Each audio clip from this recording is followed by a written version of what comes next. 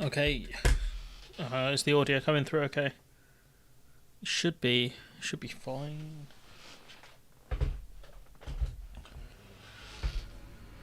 So we're gonna just do a little review of the Sunday roast because it was interesting. It was really interesting this week actually because it is something different. They haven't had a debate on, I believe, since I debated Phil. They might have done the one with Reem Ibrahim versus someone, I can't remember. But I can't remember if that was before or after my one with Phil. So, Phil's second appearance in a debate format because, yeah, people want a piece of him. So, we're going to have a little watch. Wait, who is Euro? Who the hell is that? What? Who is... What? Why have they been at it here? What's this? Who's that? What's going? I need to ask Flittle X about that. Who's this? What's that about? That's funny. So I've just noticed that now. But yeah, let's have a little listen. People roll in. Let me know if the audio mixes off. I can try and fix it. Hi everyone and welcome to another Sunday Roast, back with two wonderful guests that have been with us before. We'll start with Helena. Can you tell us a bit about yourself for anyone who's new to the show? Hi there, so I'm Helena. I run the channel No Justice MCG. We talk about politics live streamed every single day. I think usually 6 days a week, either afternoons or evenings from a leftist perspective. You can follow me if you want to at No Justice MCG on all of the platforms: YouTube, Twitter, TikTok, Instagram, Facebook, all of that. And I'm looking forward to this discussion. Happy to be here. Fantastic, great to have you. Phil, can you tell us a bit about yourself for anyone who's new? I'm Phil. I'm mostly on YouTube on a different bias channel. I discuss British politics mostly with a particular focus on Westminster politics and, Brexit as well as my main sideline. Fantastic. My wonderful co-host Alex, can you tell us a bit about yourself for anyone who's new to the podcast and the show? Hi, I'm Alex, also known as Political X. I'm a YouTuber, historian, journalist, and I've got a few fingers in a few other pies. Max, my wonderful co-host, can you introduce yourself, please? My name is Max. I run the Robosphere channel where I talk about British politics. Your critique on Labour and everything else. And in part, I'll add this, in part this is down to the fact that Owen Jones came out recently and brought into discussion how he'd left the Labour Party, and we felt this is actually an interesting topic to discuss. Helena? Absolutely. Well, thank you very much. Yeah, absolutely. So I have left the Labour Party as well. So what we're doing is a little some fact checking, some critique, and stuff like that. Nothing major surgery wise, just a little review, just to see kind of how I thought it went, and we'll be discussing some of the factual missteps potentially in it. Just like Owen Jones said, although I was about 2 years ago at this point, it was quite a while back that I had originally left. I joined the Green Party very, very recently, basically in terms of the direction the party is going, in terms of policy, in terms of rhetoric. All right, Akis, let's keep it civil now. In terms of ideology, and this is not something that fits with my personal level of politics. Now, of course, I'm happy to have alliances of convenience with people when I believe that we have mutually Let me know if there's any issues with the audio or anything like that. Coordinate goals, but overall I feel like that the Labour Party's policy prospectus has diverged so far from the kind of things I want to see from an incoming government that I cannot fully in good conscience support it, especially in the situation that we are currently in, where Labour are essentially guaranteed to win the next election. There's a lot of discussion about, what about a 1992 moment, and I really do not think that is something that we're going to be seeing on the cards at any point, given the gigantic level of the lead, the hatred of the Conservative Party, the way the polls have been so static for so long, and the rise of Reform UK means that I do not believe that there is any risk of a vote split, for example, by voting for somebody who challenges the Labour Party to the left from a socialist perspective is ever going to lead to anything that would lead to the Conservative Party getting into power. And all of that is stuff. Phil's he's said it before in his previous videos that it's just the question is with the Labour majority is how big it's going to be.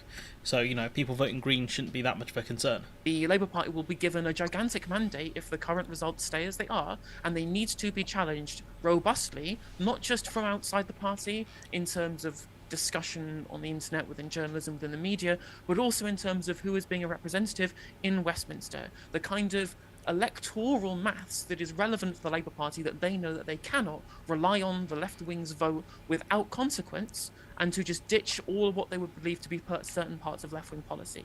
Now, again, I'm not somebody who believes that they have to conform to every single part of what I personally want to see happen. I have loads of different wishes I want to see from policy, but there's not that I mean that everything has to be there for me to want to support them. But there comes a point where they diverge so far on red line issues that they have to be challenged, and they have to be given certain levels of which the electoral support is not given entirely without any kind of metric that would preclude that. So, the main key areas that I have are red lines. First of all is in terms of healthcare policy, in terms of what is discussion around extra use of private sector in the NHS, which I fundamentally disagree with the entire Labour Party position on this particular issue. The workforce plan is fine, but broadly in terms of when we are looking at plans in terms of extra capital investment, in terms of extra financial investment in the healthcare service, given the current state of their macroeconomic policy on the fiscal rules, they cannot guarantee them having any additional funding for day-to-day spending if they do not raise taxes on the rich, which is another area of red line for me personally, which is that wealth. So she started with NHS. Now she's going to wealth inequality. So let's note these down. All right. So we can go back. Inequality. Right. Inequality is the biggest problem in our society, and they have categorically ruled out, which Rachel Reeves has said multiple times, any wealth taxes, any increases in capital gains taxes, any increases in dividends taxation, they've junked their policy on there being a financial transactions tax. There's all these different parts of their policy prospectus that do not face the fundamental challenge of our society today. On top of all of these things, there are plenty of other policy areas I disagree with in terms of I would only support a party if they had an ethical foreign policy, and the actions of the Labour Party and the Labour leadership over the conflict in Palestine has been nothing short of abominable, and I cannot support that up until this point. And lastly, the last thing that has made me completely disaffected with the Labour Party is the internal party politics. The removal of the Labour Party's the Labour membership and the union's role in dictating policy, subcontracting this out to groups like Labour Together and the Tony Blair Institute and places like that, where for example, the unions have had to walk out of National Policy Forum meetings over issues where they couldn't move the Labour leadership on. This is something that I cannot countenance in terms of my own personal interaction with the party. It has to be democratic, it has to be beholden to its own membership rather than allowed to be subcontracted out to other people, to the point at which their biggest pledge that I was a big fan of was the Green Prosperity Plan, the £28 billion investment per year. Not that the figure is the relevant part of it, but there needs to be large-scale investment, which now does not exist anymore. And we're only in this position because Morgan McSweeney and Pat McFadden at the top of the party can decide unilaterally that they're going to junk a policy, junk a commitment that they've made during the entirety of the years up to that point, without even consultation within party membership or on the National Policy Forum. Whereas my own party of choice, which is the Green Party, they are offering this. They have supported a ceasefire in Gaza from day one. They do support taxes on the rich. They do support things like building council houses using state funding, which has been ruled out also by Rachel Reeves, and they want to end private involvement in the NHS and nationalise our water industry. There are plenty of things that I perceive to be fundamental challenges to the structure of our economy and the structure of our society that Labour are not willing to take measures to challenge. And whilst I can guarantee, as we have discussed before, that Labour are nailed on to win the election, these things have to be challenged, otherwise they will have a mandate to continue the sclerotic politics and economic politics of the last 14 years, and that can only be done externally from the party because all internal party democracy has essentially been usurped by the people at the top. And thanks for that. So we go over the key policies, right? NHS, kind of the Labour policy on the NHS, the wealth inequality, foreign policy, especially on Gaza, removal from unions of policy decisions, 28 billion green policy junked without any consultation. I think those were some of the key things that she mentioned there, right?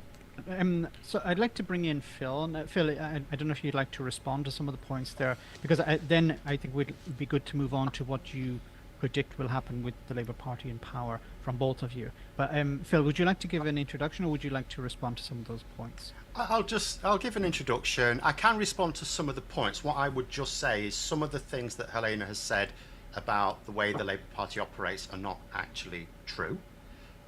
For example, Labour have also supported a ceasefire, and where people go wrong with that is they say, oh, but they didn't use the word ceasefire, they wouldn't use the word ceasefire, and it's like, no, they didn't, and maybe they should have done, but there was a fear that they didn't want to be associated with the people who were using the term ceasefire to mean Israel shouldn't use weapons, but Hamas was still... Okay, they could just said end to the fighting.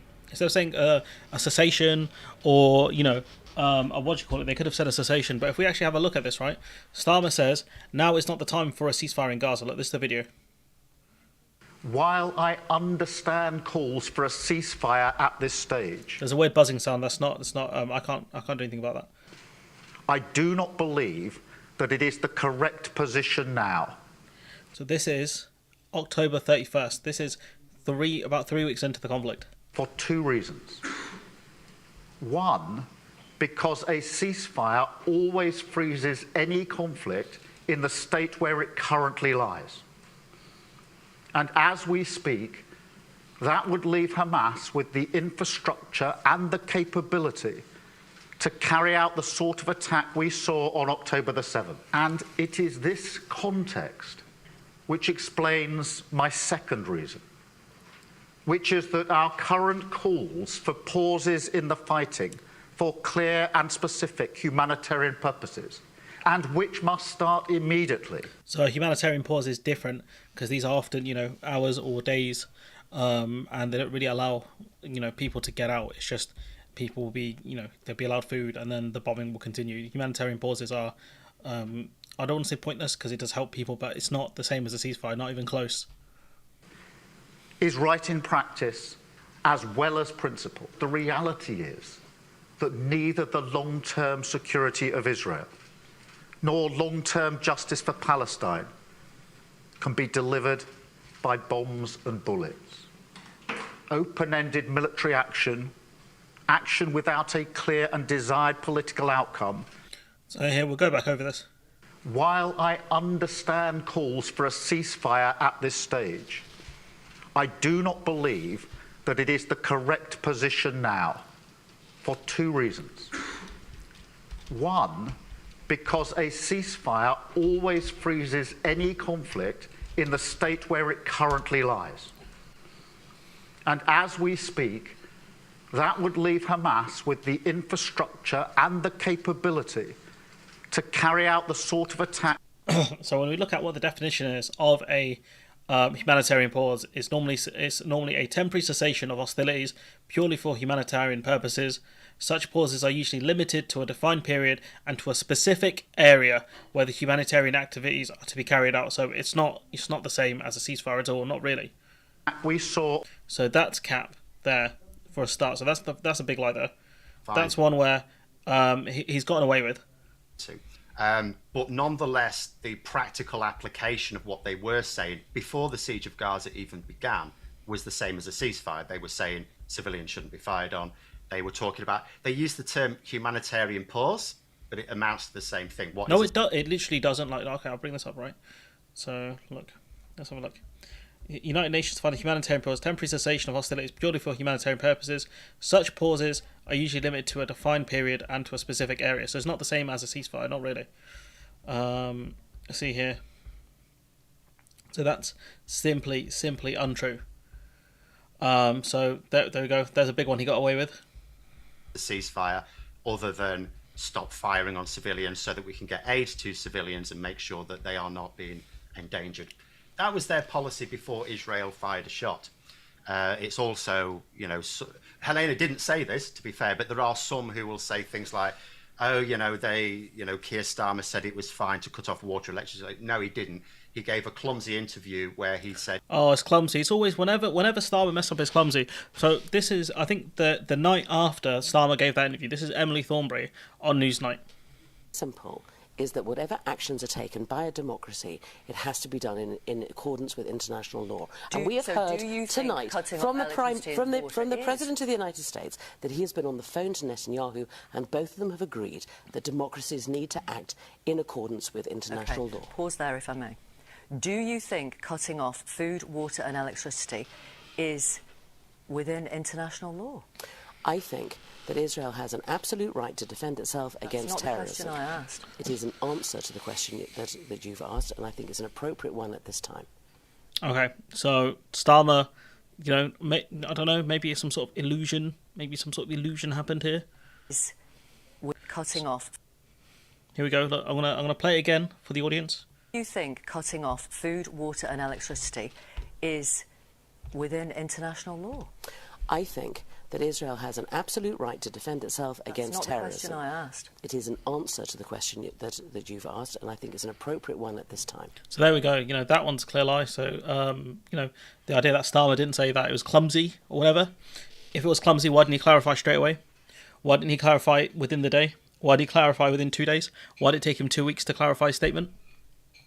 Why did he allow Emily Thornberry to go on Newsnight and back up their statement?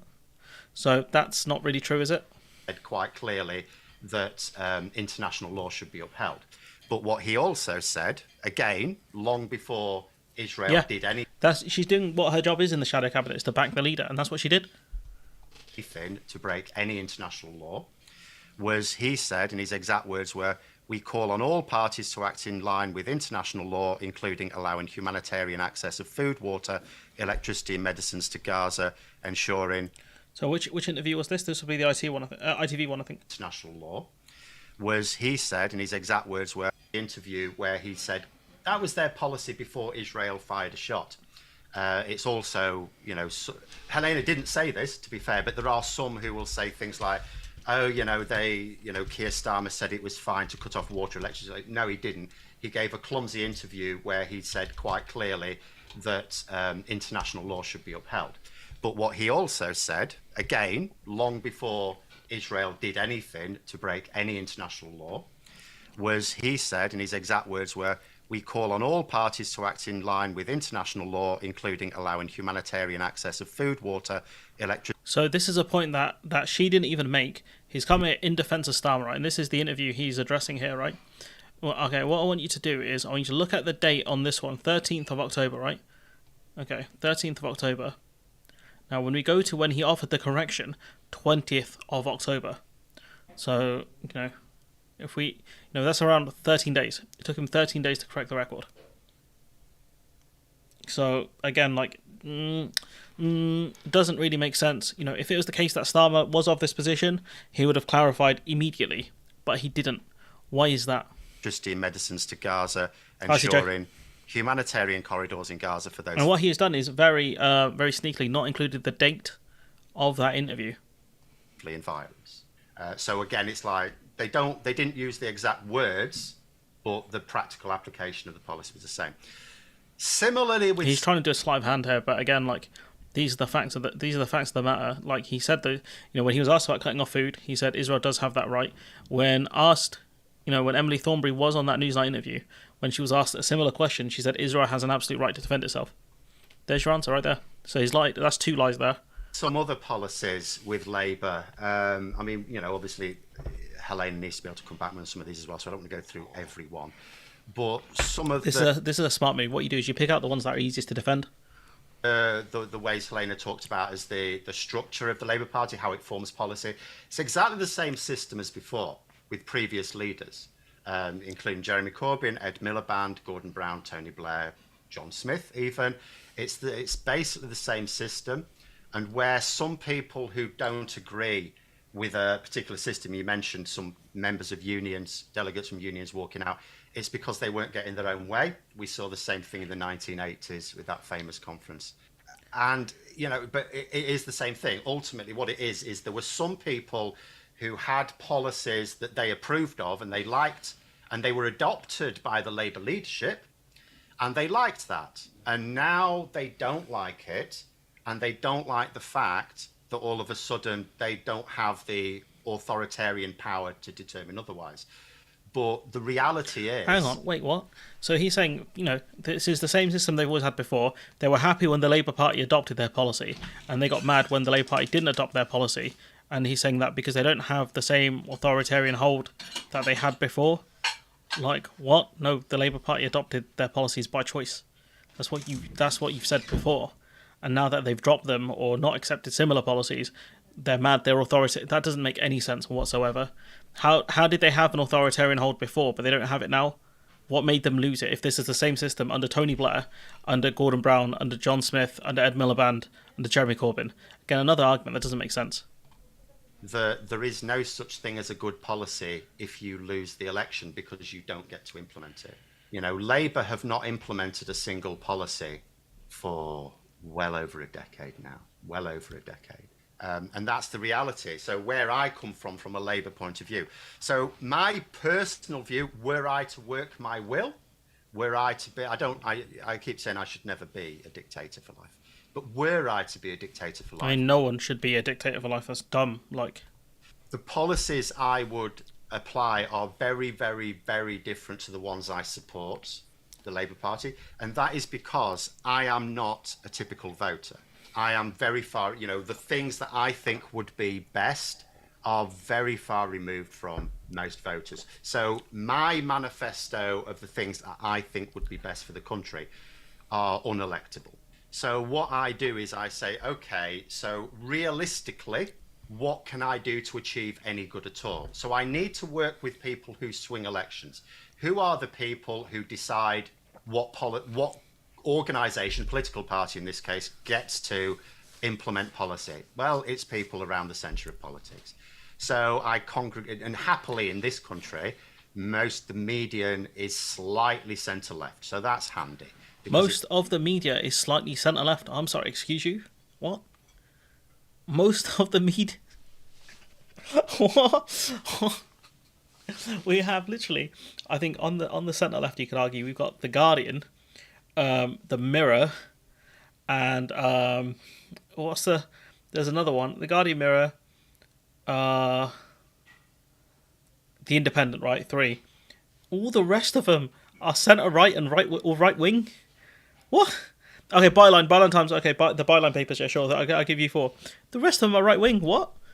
Like, media are centre-left, who? Yeah, The Independent, 3. What? I'm sorry, huh? It means, you've straight away got people who are more in favour of, say, nationalisation than privatisation. But where I come from in terms of my support specifically for Labour is because every time a general election has been announced in my lifetime, ever since, and I've been interested in politics from a young age, but I've been, much more keenly aware of the impacts of politics from, say, my late teens. And in every election where the announcement has been made about who's won, and the announcement is that it's going to be a Conservative government, my instant thought has been, so instead of people being raised out of poverty, more people are going to be plunged into poverty. Instead of people having a better quality of life, they're going to have a worse quality of life. Some people are going to have their He's life spoken for a lot longer than she has in the segment. Ended before their time. And every time Labour have won an election, I know the reverse is going to be true. And, the last Labour government, which is the only Labour government I've lived through, technically I was born into a Labour government, but I didn't really know what was going on when I was 1. But in terms of the last Labour government, there were lots of things where I didn't feel they went far enough, and I was young and a bit more idealistic then as well. There were some things that are objectively were bad policies, of course, and hindsight's borne that out as well.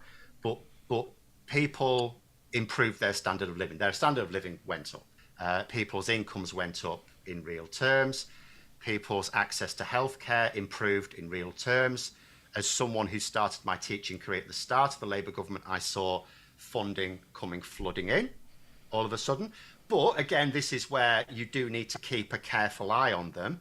Some of that funding wasn't always well. This is where he makes like a weird, he just goes off the hinges a bit. Need to improve things in the NHS really quickly. They're totally committed to that. It would be ridiculous to suggest any Labour MP isn't totally committed to that. But will they hear about an idea that could be really great and it sounds amazing and they go with it and it turns out to not be a great idea? That is the worry, that they... I genuinely have no idea what Bro's waffling about at this point. Labour will give more funding, but then it might get spent in the wrong areas because they'll have a great idea and it might not pan out. Like, what is Bro waffling about, honestly? And then it turns out, actually, it doesn't... There's lots of money wasted in R&D, it's normal. Lots of money wasted in projects that go bad, that's normal. Work very well. We could point, for example, to the Horizon system for the post office. Some systems don't work. I mean, I remember as a teacher, the last time I worked, what do you use the current system for? What do you find works? And what do you wish worked better? Because what we did, we had 2 systems that didn't really link together. Actually, never thought of that, but the FA did more to listen to its members and improve. I mean, we've now gone from a team that could never win and we're getting to finals. I mean, if you want a simple metric for success, I'm not saying that's the be-all and end. Yeah, you can't fix the NHS without investment. That's one of the major problems. You're correct there. It needs not a complete overhaul. It needs what do you call it? It needs the way the way staff are paid needs to be overhauled. The nurses bursary, like the way kind of medical debt works, everything needs like massive structural change across the board. But that's really interesting. I've never To be fair, I reckon I could say more words per minute than she can. thought of that. Helena, I know you want to bring you in. I think the broader point really that was raised here is this idea is generally when it comes to policy, when it comes to choosing policy, I guess we'll stick with kind of domestic policy more broadly, is this idea... I would have been straight back about the Gaza points, to be honest. I'd have been straight back in, because those were brazen lies, I'll be real. Yeah, and I think that, it's absolutely true that you can only implement policy if you win an election. The place that I would disagree here is the idea that the kind of policy that we want to see is somehow unelectable. He'd make a fortune doing that on Audible. I'm absolutely willing to concede that Labour lost the elections in 2017, 2019 and in 2015 on broad levels of where they sat. Chatty, you're not wrong. The literal footballification of politics, you are correct. Political spectrum in terms of policy. So you can't just take, say, the 2017 manifesto, which was the best performing manifesto of those three, reprint it, rerun it, and then expect to win an election. I'm not saying that we have to entirely just rerun in terms of policy what Labour were promising in 2017, for example. I'm not saying that. But what I do take this issue with is that all of these changes in position that Labour have taken... Missed the Gaza thing. That's where Starmer's definitely weakest in Gaza thing, yeah. Keir Starmer has become leader. Yeah, no, I agree 100%. Like, look, we've just laid it out there. It didn't take me long to find these clips or remember them. Honestly, it took me about less than 5 minutes. Since we've the kind of massively shifted in terms of policy platform, is necessary to be done to win the election. Because essentially what Labour are running on is the fact that the Tories are despised at this point. Not just that, not just the Tories being despised, but also Reform UK are eating chunks out of the Conservative vote. This I can agree with. The idea of Labour had to cut policies. They didn't have to cut anywhere near the amount of policies that they had, especially the more progressive ones. Like, they could have kept, I think, the 28 billion in there. They could have kept... I'm trying to think of what other policies that they cut. They don't have to keep talking about private sector use capacity and all this other nonsense. There's a few other bits and pieces that they've dropped that they didn't have to do these things. The stance they took on Gaza was completely stupid and illogical, but they still took that stance. They didn't have to do that. So that the free run they've got towards getting its government, they have plenty of leeway to apply more policy that has lots of broad support that people might otherwise be wary about.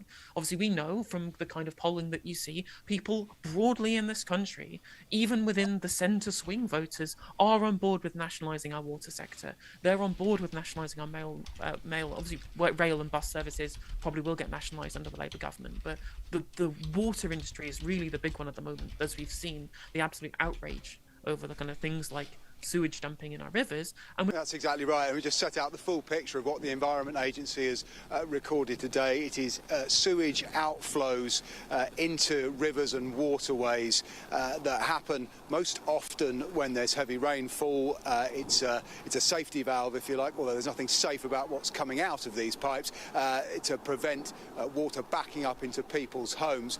A doubling of the number of hours that sewage outflows. So this is the polling that she's talking about, and Phil's going to come back on it. So if you look here, you can see nationalisation. How old is this poll? Oh, it's 2020. It's pretty old. So I'll find a more recent one. It might be the last time they've actually done polling, to be honest. Ipsos got it 3 and 5%. Let's have a look what Ipsos have got. I mean, they must not have done a poll like this for a while. It's a long while though. Let's see. There's clear support for nationalising several key utilities. So the key question is, what were they asked? When asked about support for specific utilities being nationalised. So I guess it would depend on the question they're being asked in terms of, obviously the taxpayer will have to pay to have it nationalised. But once we do that, you can make, it can help you out a lot. Let's see, price, quality of service. See, around half of Britons think that the price, quality and service or efficiency of utilities would improve if they were nationalised.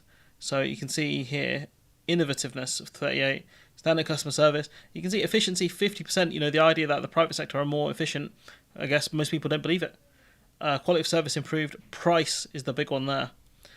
So you can see, I think the majority of people support. Broadband's an interesting one, actually. I wonder why broadband is so low versus the other ones. But Royal Mail Postal Service, I think, will be higher, or keep getting higher, because the Royal Mail were much better when it was a nationalised service. Look at that, water the highest there. Trains very high as well.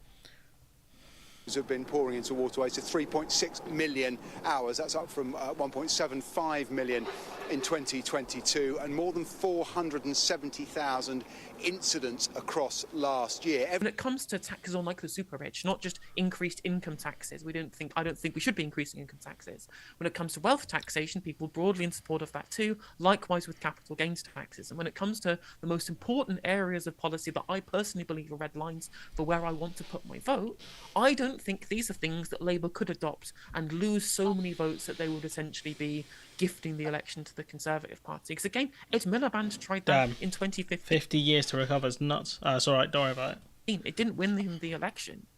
So this idea that... Which is true, you know, Ed Miliband did run for centre and he did lose. We naturally have to give up all of the kind of policy that we want to see to get elected. I don't think I would agree with that more broadly. And the second point I would come down to is this idea that getting a Labour government into power, into office, would therefore... I mean, of course, there are plenty of good things that happened under the Blair administration. I would absolutely agree with that. But what was the long-term damage that was done by undermining a lot of principles that the Labour Party should stand for that are then reneged on under the Blair administration? You know, bungs for landlords by having buy-to-let mortgages expanded, PFI contracts essentially laden in huge amounts of the public sector with toxic debt that they can't get rid of to justify the austerity policy of the Cameron administration, the ignoring what the electorate desire in terms of immigration policy, harbouring a future in which people support, that we saw a rise in support of the British National Party. On top of that, we saw the continuation of Thatcherite deregulation of the financial sector that led to the financial crisis of 2008, that essentially became a single stick used to beat the entirety of left-wing politics, despite the fact that it was explicitly a right-wing policy that caused that failure. A failure which it looks like Labour wants to row back on again, since Rachel Reeves is happy to support Jeremy Hunt's Edinburgh reforms, including up to 60% reductions in liquidity requirements on private insurers in the wake of coming climate catastrophes and potential future pandemics. Like, this is policy that I think that broadly, even if Labour get into power, what they do is they don't get enough of the kind of things that would fundamentally change society for the better, and they fundamentally push the lever back so that in 5 years' time, when this potential decade of national renewal that they tout that they want to do won't materialise because of the poor policy they've hamstrung themselves with, and all we'll end up doing is seeing the Overton window and the policy and economic position of our country being pushed even further rightwards as time goes on. Can I just clarify on something? When you were talking about the 2008 crash and the deregulation, was that in reference to UK policy or US policy that you were referring to? UK policy. I mean, my understanding has always been that it's been US. It was the US that caused this. And it was US deregulation, which is why I wanted clarification. This is true. The US deregulation did cause the crash, but every country was hit differently. Partly because they're reliant on different financial sectors, but also how well regulated their banking sectors were. So Canada, for example, that had the goat Mark Carney in charge, that they weren't hit anywhere near as badly as the UK because they had far stricter regulations than we did. That caused this because they basically Alex. Gave out mortgages to anyone at a ridiculous scale, and it was just unsustainable, and that caused the economic crash. And it was just interesting because I felt, and this is something else we can bring in as well, that the media in the UK was so powerful at that point, and internet, social media wasn't pushing back in political stance, that the blame got put onto a Labour government in the UK for a US deregulation problem. We also deregulated our financial sector as well, though. I know. Can I just ask Helena a question? Go on, Phil. Ask Helena a question, because actually the UK government increased regulation. So can you tell me an example of regulation? This is where he does really well. This is where Phil does really well here, because in a debate you want to ask for specifics, because it makes the other, if they can't answer it, it makes. I think he's just asking for a point on something he might have not known about. I think this one's fair, but. I think this is where Phil does really well here in asking this question, because if you can't offer the specific, it does weaken your argument tremendously. They relaxed. Well, they didn't relax. One saying they didn't relax any regulation personally. What I'm saying is they continued. They continued with the kind of level of deregulation that we had under Margaret Thatcher. Hang on. If you continue with deregulation, my verbiage was muddled there. So hang on, sorry. All right, let me see if I understand. So what you're saying is some regulations that were. So you're saying they didn't reduce regulation; they just didn't increase it enough. That's correct, yeah. I'd agree with that. They did actually increase regulation. They did, and actually that did save us a little bit. But I would 100% agree that it was not enough. And so what we can see is, Labour's lax regulation of the city contribute to RBS collapse, the watchdog. So Labour's lax regulation of the city contribute to the collapse of the Royal Bank of Scotland and allowed the former bosses of the bank, including Sir Fred Goodwin, to walk away without being disciplined. And this would have been across the board, these kind of problems. And this, RBS is one of the banks that collapsed. And that they were told that it would not be enough in advance. Part of Giddens' prospectus for the Third Way was that this only works if you regulate the financial sector, and they didn't do it enough. Like proper prudential regulation and capital controls in small amounts could have helped us protect ourselves. Australia is the perfect model of this. I 100% agree with that. Can we bring in Phil once again to respond to some other of the points, but also to move on to maybe what would you like to see in the first 100 days of a Labour government and by the end of a term? Yeah, austerity was the worst choice, I'll be honest. So we'll come back to Helena after that. Yeah, I mean, so Helena, you did go through a few things there, and I may have forgotten some of the things. So I'll try and pick out a couple, and then if I forgot to address something you said, just bring it back. So when you said, so one of your points you're making, you've made it twice now, which is a fair enough point, is you're basically saying, as I understand it, please correct if I'm wrong, that the Labour government, you can't support it because certain red lines, okay?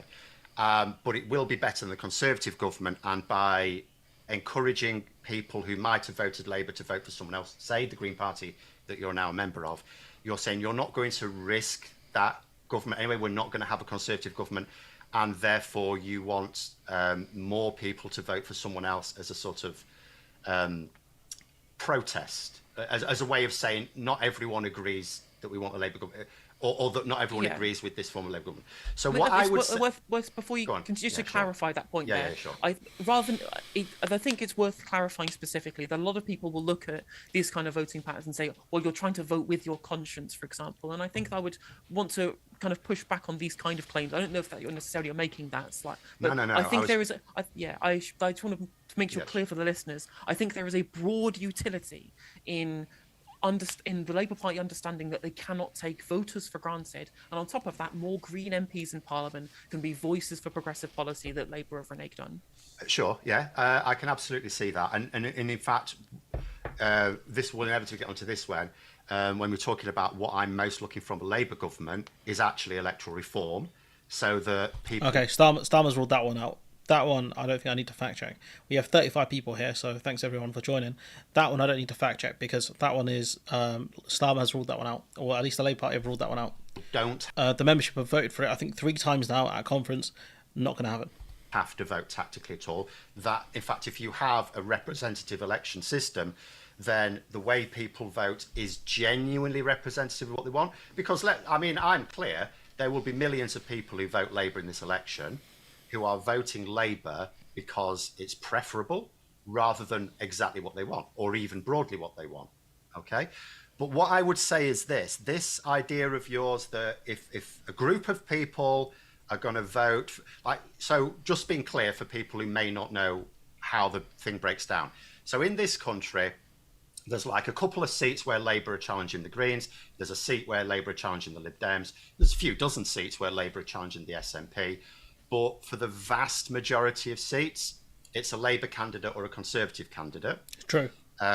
So that is the situation for the vast majority of people. If they choose to vote for someone that's not the Labour candidate in one of... there are seats, of course, where it's between, say, the Lib Dems and the Conservatives, SNP and the Conservatives, Plaid and the Conservatives.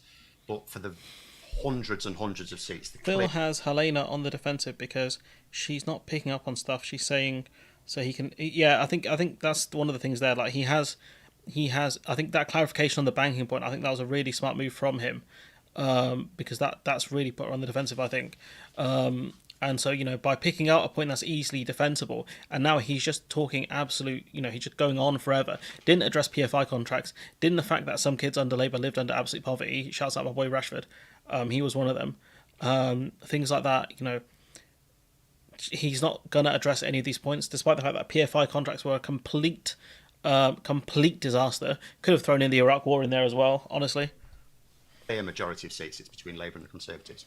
So anyone that is anti-Tory but votes for someone that's not the Labour candidate, which obviously is their decision, they are making the election of a Conservative candidate more likely. So what you are saying is it cannot actually jeopardise the result, which I agree with.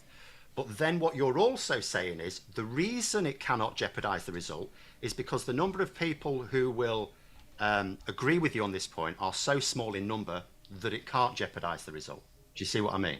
Well, I think what I would say, I think the crux of my point here is that I think there is broader, for those who want a progressive policy, there is more utility in making Labour have to at least somewhat try and court your vote in future. Of course, even if they win this election, they know that they're not looking for 5 years in government. They're looking for 10, they're looking for 15. They have to know where their base of support is going to be in 5 years' time to maintain that come the next election. I think that broad utility is greater than the utility of the Tories having, 50 MPs instead of 100.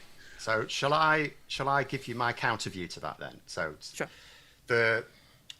The reason why Labour do have some bad policies, they have those bad policies because that is what voters broadly agree with. And which bad policies? I would have asked them, which bad policies are you talking about that Labour need because the electorate agree with them? Which ones? The reason why they have adopted those policies, because there are some policies that Labour and the Conservatives will have that may not have broad agreement, but they know they can get away with. And they're good policies from their point of view. The reason why Labour have adopted some policies that they themselves are doing, well, we have to do this to win votes, is because they're countering the Conservatives, because the Conservatives are the alternative. But this election is quite unique, completely unique. It's better even than 1906. The 1906 election marked a significant political shift in Britain as the Liberal Party, led by Henry Campbell Bannerman, secured a landslide victory over the Conservative Party. The Conservatives, as the latest polling shows, have no safe seats. The closest they have to safe seats are ones where they have a decent lead, say about 12 to 15%, and none of them have more than that anyway, and where the tactical vote... It's taken about 4 minutes, I think, to get to the point, and he's only addressing one of her points, which is the easiest one to attack. ...isn't clear. That is the closest they have to a safe seat. So they could credibly be beaten down to, say, 30 seats if people vote tactically against the Conservatives. Now, what that would mean is it would mean a lot of Labour MPs, but it would also mean that the Conservatives would not be the official opposition. The Liberal Democrats would be the official opposition. And in a lot of seats, there's a lot of voters who certainly don't like the far-right tilt of the Conservatives, but they still see it as preferable to Labour, so they hold their nose and vote Conservative. And the reason why many of them don't vote Liberal Democrat is because they think, but the Liberal Democrats, OK, they can represent me in Parliament, but they can't change anything, they can't form a government. But if the Liberal Democrats are then seen as the official party of opposition, and people think, hang on a minute, the Liberal Democrats are actually as likely or more likely to win power than the Conservatives, because the Conservatives have got like half the number of seats. You create a situation, maybe, I mean, there's lots of ifs to this, but you create a situation... Going into the multiverse here, people. ...where maybe the Liberal Democrats become the alternative. Okay. Let's look at this, right? So Lib Dems possibly become the alternative. So, obviously, like you said, in terms of polling data, you got to look at the MMRP stuff, right? But if he does get the voting reform he wants, this argument will be a lot stronger. But anyways, let's look at which parties are doing well, right? You've got the Reform Party on 15%. You've got the Tory Party on 19%. Now, chances are, where do you think the Conservative Party vote is going to go? This Conservative Party vote here, right, that's at about 19%. And some of the Labour vote, right? If Labour don't do the stuff that people want them to do, where do you think that vote's going to go? It could go to Lib Dem, sure. Could go to Reform. Could go to Reform. And this is the scenario here which he doesn't address, and I would have pulled him up on it myself and saying, how can you guarantee that votes aren't going to go to the far right party? And if he says, well, Reform won't win a seat, I'd be like, cool, UKIP didn't win no seats. They forced the major party to the right, and that's something they could do with Labour. Reform UK could push Labour to the right on policies. Welcome to Articon. Yes, James Holmes. Big up James Holmes. We got a member on the stream. He's welcome to the Articon class. Picking Jack Atlas as the icon. Because Jack Atlas is the icon. Excellent choice. So, this whole argument is making up the Lib Dems could be the ones to do it. Sure, and if we pretend that airplanes in the night sky like shooting stars, it's just nonsense. It's a massive hypothetical nonsense. The more like things to happen is reform going ham, honestly. When we look at the polling, reform are around 15 points. Right, so that Conservative vote could easily dip into reform, easily, compared to going to the Lib Dems, especially if there's a proportional representation system. And I'm not against a PR system, but there are drawbacks to it. It does allow far-right parties a bit more sway. Let's see if Suella will retain her seat. We'd love to see her lose her seat. Yeah, honestly, a lot of them can go. Honestly. And then Labour are no longer having to counter Conservative policies, but Lib Dem policies, which are much more moderate, right? But then the flip side of that, which is your idea, is you're going to... I feel like just playing the Dragon Ball, what's it called? The Dragon Ball Z Kai theme tune, Mysteries Are Bound, made of a deep energy at this point, because I don't know what Blood is waffling about. Like, this is absolute nonsense right here. Deprive Labour of these votes, okay? So what he's done is created this really beautiful illusion, this genjutsu, right? And now this straw man, and he's about to break it down, snap, burn, fire jutsu. This is what he's going to do. Labour are going to win anyway, that's your argument. When Labour look to the next election, they're not going to look to win over the votes of people who wouldn't even vote for them after 14 years of the Tories destroying everything, because those votes are on the same. It's like, if you can't win them this year, bloody hell, you're never going to win them when the Tories are no longer... Well, that's not true, like, you lend people votes, actually, let's play this out and I'll explain. The main threat. They're going to concentrate on retaining the appeal to the people who did... It's tricky. As a dude, I wouldn't see this as mansplaining. But, as a dude, I guess I would say that's the problem. Them to power. So, your argument, and I'm not saying it's definitively wrong, but your argument is you have a more powerful voice if you You don't understand, Uriah. There's a lot of more crossover with the Labour Party and the Reform Party than you think. Right-wing populist parties are one of the biggest problems for left-wing parties. Right-wing populist parties will agree with certain aspects of the left-right and then twist it. They will twist it. Trust me. The populist parties are the most dangerous. They are the most dangerous. Back a smaller party, which in like 2 seats could return a Green MP, sure. And I know they're targeting 4, but realistically 2. But for the vast majority of seats, you're asking them to vote for someone who has no chance, and it might actually result in them ending up with a Conservative MP who's certainly not going to represent them. And Labour aren't going to chase after those votes because they're unwinnable. If they can't win them this year, when Labour may, we don't know, there's lots of ifs and buts, but they may get their best result ever in history. This is I'll tell you why. So when the Conservative Party, right, have lost a lot of their core support, and not lost their core support, a lot of the new support they got from like the Red Wall and those areas, right, they've switched back to Labour. It's because those votes were lent. They were lent to the Conservative Party. They want to say, look, we'll give you a chance, and we're going to see what you're about, and we're going to see if we want to keep you guys in power. So a lot of the people who are backing Labour now, they're lending power to the Conservative Party. Into the Labour Party, and they're lending their vote to the Labour Party. They're going to see, what are you going to deliver? Can you deliver what we want? And if the Labour Party don't do that, those people are going to leave. They could go to the Lib Dem Party, they could go to the Tory Party, they could go to the Reform Party, things like that. Because that's what we're seeing literally right now. We're seeing that with the Conservative coalition completely breaking down, and the Conservative Party going back to their core ideals, which is nonsense tax cuts and nonsense economics. That's what we're going to see. And, I think if Labour do fail to hold on to these Conservative-leaning voters, that's what the Labour Party will have to do, is about to return back to its norms, back to its traditional voters, because that's who Labour are losing right now. They are losing their traditional voters, I think university grads and minorities and things like that, definitely minorities. They will have to return to type. That's what's going to happen here if these Conservative voters are not happy. And if the Labour Party do deliver Conservative Party's policies, we're the losers at that point. So this whole thing is just complete nonsense. What he's done is create a straw man and just broken it down to make Helena look stupid. History. Why would they chase after the votes they couldn't even get in this year?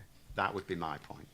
I think the first thing I would say in response to that is I don't think that the people that they're going to be winning over this time are necessarily being won over and sticking to Labour necessarily because of any part of their policy prospectus. It's their consternation with Conservative governance, and on top of that, it's just generalised material conditions. The lack of personal levels of prosperity, stagnant wages, all of these kind of things, the cost of living crisis, and the general malaise in terms of the entire structure of the country and everything that we've seen. And the problem I have is that I actually don't think that they can necessarily hold on to those votes unless they fix those problems. And when I look at the policy prospectus, I don't think they're going to fix them. That's the big problem that I have. And second of all, I would say that the fact that I think most people like myself who are voting for the Green Party are doing so because of policies that Labour have abandoned. I think it should be a clear signal to Labour that we are winnable votes. It's not our votes are based upon what policy they offer and not indeed whether or not they are wearing a red rosette or a blue rosette.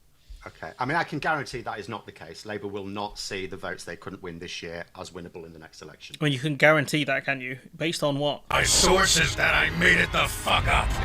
You know, they will have to return to type, especially if they lose these Conservative voters. You can guarantee what? It's not how polling electoral strategy. Can I interrupt for a second? Can I just interrupt for a second? Is there a possibility of seeing a UKIP of the left? That's a question I'd pose to both of you. No, not at all. UKIP basically were the political wing of the media barons. Ultimately, you need a huge. I mean, if I actually, so I forgot to address another of Helena's points, which she's just made again now, which just reminded me of this idea that it's not Labour's policy platform that's appealing to voters; it's just the fact they hate the Tories. We know for a fact that's not true because it's a hypothesis, but we proved that it wasn't true in 2019, because in 2019, in the summer of 2019, the Conservatives went down to polling levels that they now have. The Brexit Party was polling twice as well as Reform UK are now, and Labour were not the beneficiaries. In fact, Labour sunk both lower than both of them. So we know that it is not automatically the case that if the Conservatives... I want to try and address this because it's a bit confusing the way he's framed this. We proved that it wasn't true in 2019 because in 2019, in the summer of 2019, the Conservatives went down to polling levels that they now have. So in the, as you say, the summer of 2019, let's try and bring this up. Is this the UK one, right? Okay. Let's go. So, in the summer of 2019, the Conservative polling lead was as... What does he say? Okay. Bear with. The Brexit Party was polling twice as well as Reform UK are now, and Labour were not the beneficiaries. In fact, Labour sunk both lower than both of them. So we know that it is not automatically the case that if the Conservatives are as popular as a fart in a broken lift, that Labour benefit. That's not the case at all. So he's not wrong there, but we're going to go to an actual expert. So John Curtis, right? This guy, this is the guy you bring in when you talk about polls, right? So let's. Oops, need to slow this down for the people. There we go. Well, do you see these as clear trends that are coming through this poll? Labour not doing so well in yes, Corbyn and Brexit were major issues. Yes, that is true. You're right. Perhaps it's urban strongholds, reform eating into the Tory vote where it's holding off a Labour threat. Are these clear trends? They're clear trends, they're consistent trends, they're not new. They've been very clearly in evidence for at least the last 12 months. So certainly don't rely on arguments. Yeah, he's talking about the Brexit factor, which is no longer there. That is true. Say that this pattern is... And he's also talking about two leaders who are deeply unpopular in Corbyn and... I'm not surprised. Corbyn and May versus I think was Boris there actually? I'd have to go back and check, but two leaders, I don't think they kind of hit their stride. One of them didn't hit their stride, and the other one wasn't that popular, versus Farage, who's always had some popularity. Something to do with the reaction of some voters to the Gaza war or the Green. Interesting. For those of us who watch these things, we're going, why is everybody so surprised? Of course, this is what's happening. But the first thing I would say to you, Matthew, however, is that the focus for this story is not Labour, it is the Conservatives. I mean, let's just remember, first of all, on average, Labour in the opinion polls are up 10 points.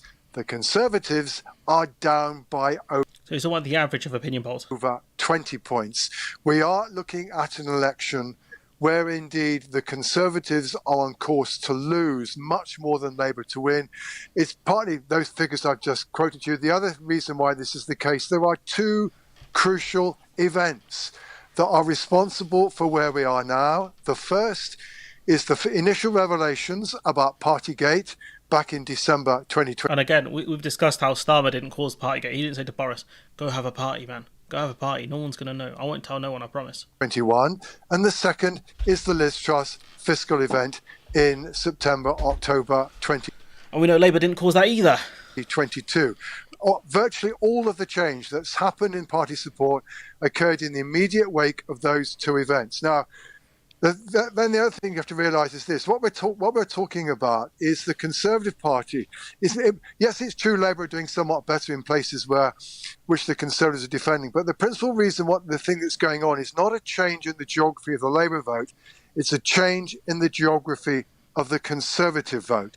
The Conservative vote is down by 26 points, according to this latest YouGov MRP poll in constituencies they're trying to defend against Labour, whereas they're only down by 13.5 points in wards where the Conservatives are second to Labour. Now, in part, this is simply arithmetic. So there you go. There's my go. Sir John Curtis disproving Phil. And, you can argue, he talks about the polar polls there, but he does mention the YouGov MMRP poll. So the argument Phil makes here, I'm going to say I'll be bold and say that one's nonsense as well. That one's debunked by actual polling expert, the guy they bring on the big TV when they start discussing this kind of stuff. They don't bring on Mr. Science Teacher here. They bring on the big Don, Sir John Curtis. It's literally his whole thing on TV. No, that's not the case because of polling from 2019. We know. I'm not going to blame NJ for that one. I don't think that one's on her. Like, this one's quite a niche, random video from Matthew Wright. So this one I won't be mean about. Is the case? It is the policies, and they are adopting these policies in order to win over those votes. Which, once again, John Curtis saying it was down to the Tories losing these votes, and the idea that it was just Labour winning over these voters with their policies is not true, based on what John Curtis is saying. Labour are being incredibly efficient with their vote, winning over people. That is why that's true, Roshan. Governments do run their course as well. Polls are as they are. It is because they have focused on the voters they need to win. Instead, I do also want to address one other point where he's talking about how voting, you want to vote tactically or whatever because it can cause a Lib Dem coalition.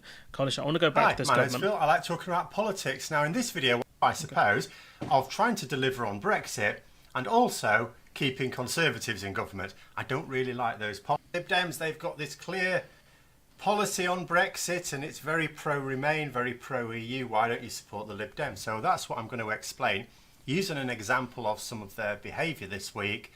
But first, if you find yourself enjoying the video, then please click the like button and subscribe to the channel.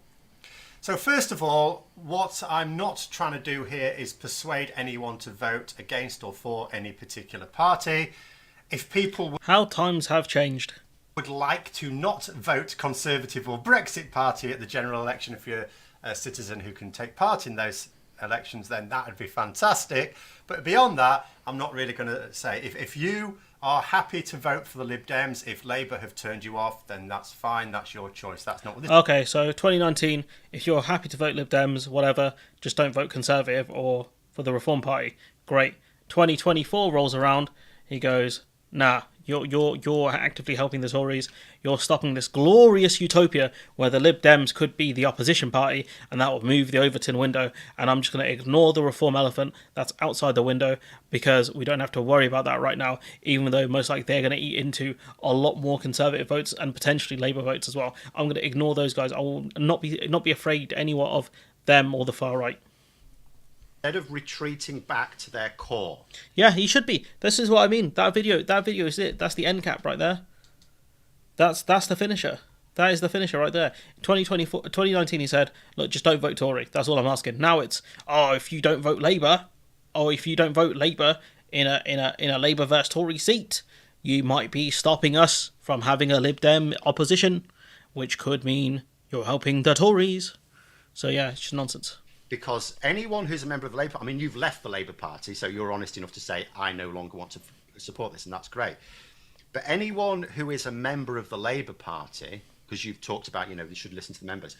Anyone who's a member of the Labour Party, they're a member of the Labour Party for one of two reasons.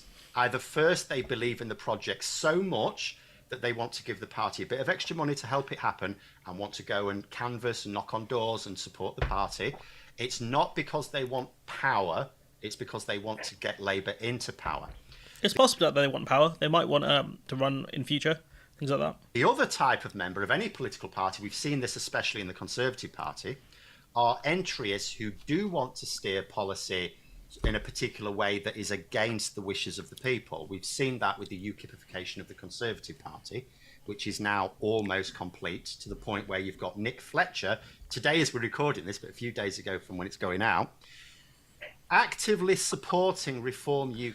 I'm so tempted to kick it to 1.25 speed, I'll be honest.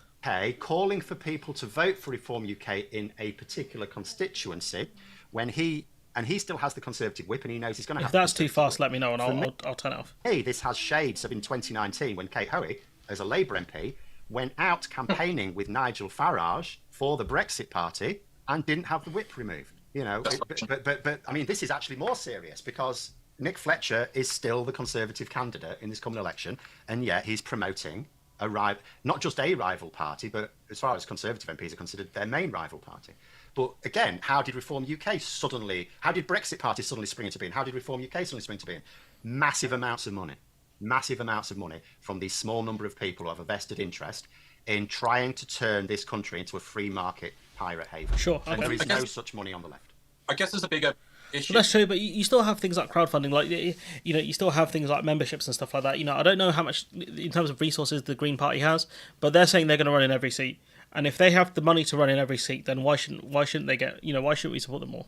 Which is of concern, and I get why Helena is saying, look, go left wing if you want left wing. We want progressive stuff, because a lot of these problems that we have under those policies under Labour, I don't see them solving. Like Brexit is a massive issue, and whatever. And I can now sort of go when I had a good dig around at the Labour policy, I can sort of go there's an argument. There's two arguments. There's an argument that they're stuck between a rock and a hard place. And there's an argument that they're just not going hard enough, even though they clearly could, because they've got the numbers to win.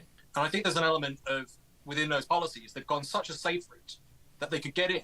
And long term, they're going to get out very rapidly, maybe within 4, maybe within 8 years, because the policies they put forward don't solve the problems. Boom. Boom. There it is there. That is the thing I've been saying for a while now. There he is. I'll give Alex the smoking the pack video for that. There it is right there. That is what I've been saying for a long time now. That is the thing I'm most nervous about, is those sorts of parties taking a hold. And we've already seen that with the Brexit referendum. We've already seen that with other things, the Conservative Party, etc. This is the thing I'm most nervous about. I'll even drop him the Cage one as well. That is the thing I'm most scared of. That they have. So we've got a mental health crisis. 1.9 million people have got a mental health crisis. You don't solve the NHS, you're not going to fix that. The housing policy. I've been saying this for about 3 years now. Get 3D printing out as one solution. Build loads. Okay, I don't know about that. That one I'm not going to comment on. Friggin' houses. But we now know. I mean, I only saw this report briefly. There's a claim that we need. Crisis say that we need about 400,000 houses a year. Labour said they're going to build 200 to 300,000, and they're going to do it to the private sector. It's not good enough, and it's not going to solve the problem. So we need the housing prices to be solved, because we need mortgage prices to go down, and we need rent to go down. The only way you do that is to increase the number of houses, to drop the prices. But again, we're in a rock and a hard place situation, because you do that. The waiting until Phil tells everyone how wrong they are, and only he's right. Devalue houses, and people are going to get stopped at Labour. And I just see a number of birth rate 1.56, exact same problems Japan has had. Japan also had the issue under Shinzo Abe economics. They didn't want immigration. I ran some calculations. We need about 1.2 million people a year, because we're losing 600,000 because they're leaving the UK, and we've got this low birth rate. And in order to replace the birth rate and the 600,000, and again I go, Labour haven't got a policy to solve that. And I'm going, these are I'm going to swear, these are huge problems. Yeah. And going down, epoch-defining problems. He's cooking. He's 100%. He's cooking. And these problems, I need a cooking gif, aren't going to be solved under those policies. And because I'll give them benefit of the doubt here as well. The manifesto is going to be quite important, because that's going to be what the Lord's going to use to argue and fight over with Labour, unless Labour reform the Lords as well.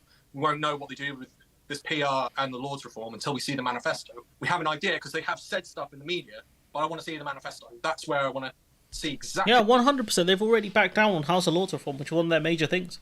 They backed down on a good couple of things there. The ones that would make genuine changes to people's lives. What they're going to do, and I think that's the biggest concern. I'll slow it down when NJ starts talking because she's a fast talker like I am. And I've got out of all this, and it very much feels like we've got real politic here, and we've got ideological politic, and both of them have their practical uses and needs and necessity for society. And I end up just going, I can see why they're in a rock and a hard place, and they've gone down this a little bit too safe a route. Yeah, I agree. I agree with a lot of what Alex said there. You know, they are going down the safer route, which is true. But again, like, you know, you get the Tories out for 5 years, and then what? What do you have after that? That's the main problem. You know, what do you end up with? You end up with a Labour Party in the second term that, you know, maybe is a much smaller majority. Do you end up with Reform potentially winning MPs? I don't know. I don't know the answer, but I don't want to be scared of that. That's what I'm saying. I don't want to be scared of that. I want to see Labour improve people's living standards to a point where they're happier to vote for a Labour Party rather than saying, I want to vote for them to get rid of the Tories. I want to say, I want to vote for a Labour Party because they've actually improved my life in some respect. That's what I want. A couple of points. I think the one thing I want to push back on from Phil's last segment was the polls in. I like how she called it a segment. I don't know. It's just a segment. It's like a video, you'd say. 2019 going to the Brexit Party. But this was specifically in the run-up to the European Parliament elections where the Brexit Party were campaigning heavily specifically around the idea of Brexit. I think taking polls... That's a great point. That's a phenomenal point there. That's one I didn't think of. With under the auspices of a giant Brexit debate, I don't think that necessarily can be translated into broader Westminster politics. But regardless, when it comes to policy, I think there are plenty of things that we both understand as being important policy where we have the correct position on based upon all available evidence, all available data that are unwinnable policies in terms of elections. Immigration being a big one. You can't win elections on being a pro-immigration party anymore. You just can't do it, even though we need the immigration, as you rightly say, dealing with our demographic trends, maintaining our productive capacity to be able to maintain pensions. Because, for example, like a bunch of the retired who really want to see immigration drop, they're the ones who are going to lose their triple lock of our productive capacity drops because of low population. But it's unelectable. It's completely unelectable to take a pro-immigration. That's the fear. That's the fear, guys. It's the Reform Party that I'm scared of. Stance, and so I am happy to watch parties cede ground to the incorrect position on this. Likewise, with a law and order criminal justice policy, all of the kind of police crackdown style policy, draconian legislation on drugs and things like that. We've all seen that these things, they don't work in America, they don't work in Europe, they don't work here. But that's how polling can work though. They don't tend to support the worst crimes until you mention the worst crimes. They don't support the death penalty until you mention the worst crimes. What I'd want to see is a more Scandi model of reform, especially for kind of helping criminals reform, especially the ones that don't commit violent crimes.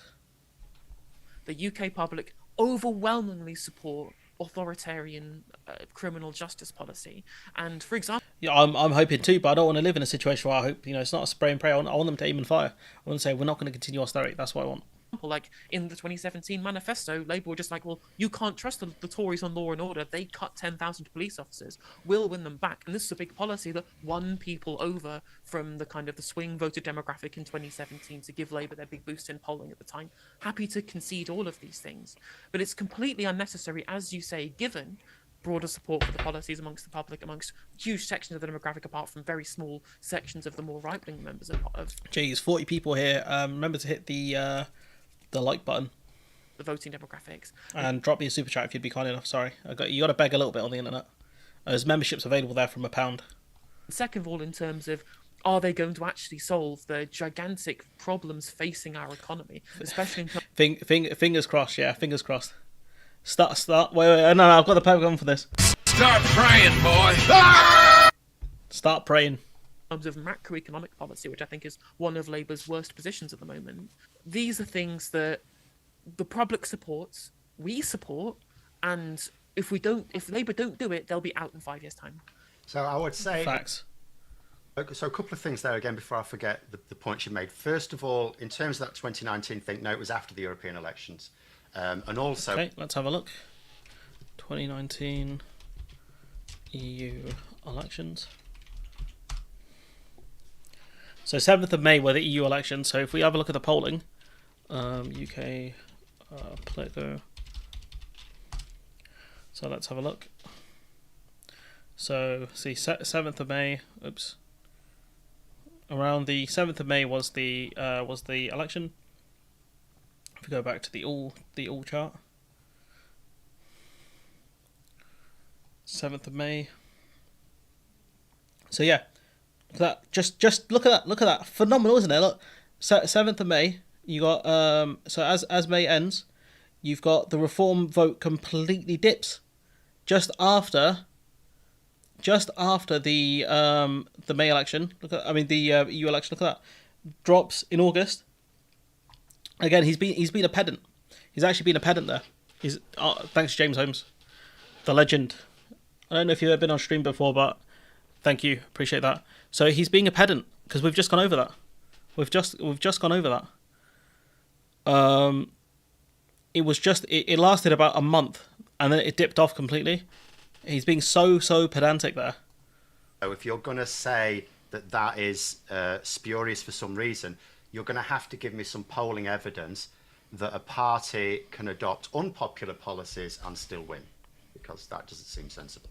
The other thing, just to address there, is there's a couple of things. First of all, you've said that. Thanks, Big Stu. Who thinks a different bias looks like a Cyberman with them bad? I'm not going to comment. Well, to be fair, my headphones are cool, so I'm not seeing the Cyberman as much. I think it's the lighting that's doing him in.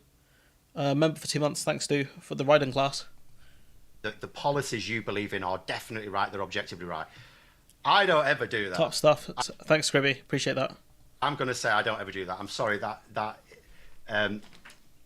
Again, we've just gone over the poll here, and it's what he's saying is so dodgy. It's painfully dodgy. It's painful. It's honestly, it's a lot. It's not a lie, but in a debate, this is fine. But as a person, as a political commentator, coming up with points like this, I think it's incredibly disingenuous. Incredibly disingenuous. That is how ideology is born, this belief that you are 100% right on everything. I mean, that's literally, she said she's not 100% right on everything, and she said she's happy to concede. She's happy to concede certain policies, so that's not even true. And that is a reason why you should not compromise with anyone. That way, the only way that she didn't say that. I think. Oh, she didn't say that though, did she? Oh, she didn't say that. She said she's happy to concede on certain policies. This man, maybe his headphones aren't working. I don't know. Never does anyone any good, because that way lies extremism, and the only way it ever wins if it's a sort of extremism that's got a lot of public. Next time I do one of these, I'm getting a straw man addition to my soundboard. This is not. I am not equipped enough to deal with this. I don't have the stuff, the clips to deal with this. Honestly. It got a lot of money behind it. So even though there are policies I believe in, I never, ever say I am 100% right on this, because there's always something I may not know about. And if I don't have that attitude, then I won't find allies and I won't ever get what I want, and I'll spend my entire life being like bitter and angry. If you're a campaigner for Labour, that's fine. But you should, as you say, Kieran, let the people know, and they'll know your analysis is skewed from the jump. Is this live video going to be available to watch later on? Yeah, it'll be back on. Yeah, don't worry about it. As long as I've spoken to Political X already, I shouldn't get a copyright claim. So this video will be up later. Don't worry about it. The Iran one, I'm going to get back up. I got copyright claimed by the Daily Show, so it'll be back. And no, I forgot the other point. Sorry. What else? This is why you write stuff down, big man. There was another point you made. I'm sorry, I've really forgotten.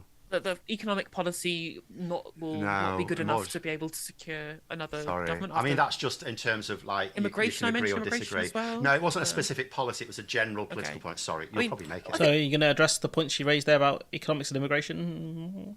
It's worth saying that I did specifically say, when you say, well, if you say that you believe that you're right on something and you won't compromise, I specifically said that I would compromise. That I know, but I haven't. Yeah. You've said that, and because you understand the need to compromise. But so, for example, what is a compromise? Can you give me an example of a compromise?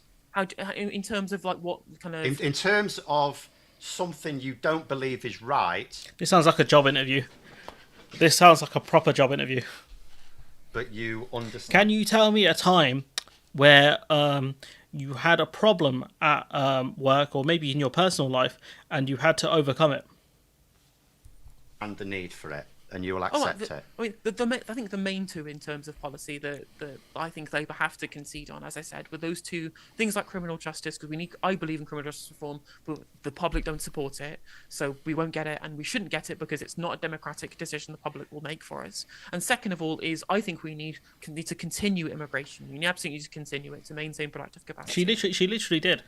But the public will not support it under any circumstances. Sorry, I have just remembered what you said. So it was about public support for certain policies. So he's just gish galloping all over the place. First he goes, she said she won't compromise. She says I would. Now he's going back on another policy, another thing. So where a lot of people go wrong, where I think you've fallen into a trap here, is when you say things like people support nationalisation. Now this is true, but with a caveat. What polling shows is that people wish things were nationalised. That is not the same thing as. Okay, I think he's right. That one. Let's see, polls on nationalisation. I think he's right on that one. Let's have a look. They would prefer, let's see, 3/5 of people would prefer utilities to be publicly owned and operated. However, 2/3 of Tory backers back temporary nationalisation of energy firms poll.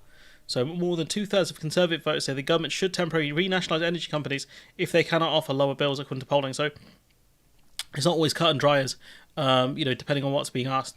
So 3 in 5 would prefer utilities to be publicly owned. So to an extent there, he's not wrong. It depends on the question and how it's framed. Supporting nationalisation. There's lots of policies that we have polling evidence that a majority agree with. Now, first of all, I will say, in a first-past-the-post system, majority public opinion counts for nothing. Right. So let's get this together, people. Right. He talks about the polls and how Labour are up in the polls, right? But now he's talking about how the majority of in the polls, the majority doesn't matter, right? It's about first past the post. So let's disregard any time he mentions Labour up in the polls by however many points. We can disregard that unless he's talking about MMRP polls. So if you don't achieve representative electoral reform, holding up a poll that says the majority of people agree with this, no one cares. Doesn't matter. It's politically useless because we have a first past the post system. But also, City game going to extra time. For example, it comes to nationalisation. When you poll people, do you particularly like you mentioned the water companies before, and that's a really obvious one. And it's like, we should never have privatised it. Lots of people can see that was a stupid idea. It was certainly the wrong idea, even if they don't agree it was stupid. And yet you say to people, okay, so to nationalise it, we'd have to do this. Are you in favour of it? They all of a sudden go, no. So can you give us? I would have asked for specific examples again. I'd say, look, can you give us examples of how much the polling data changes by? That's what I would have asked for. A classic case in my thing. It's very uncomfortable for me, but it's a fact I have to live with.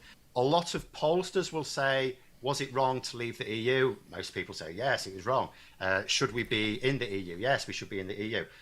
But every now and then a pollster will do something like, okay, should we rejoin the EU? Majority go, yes, we should.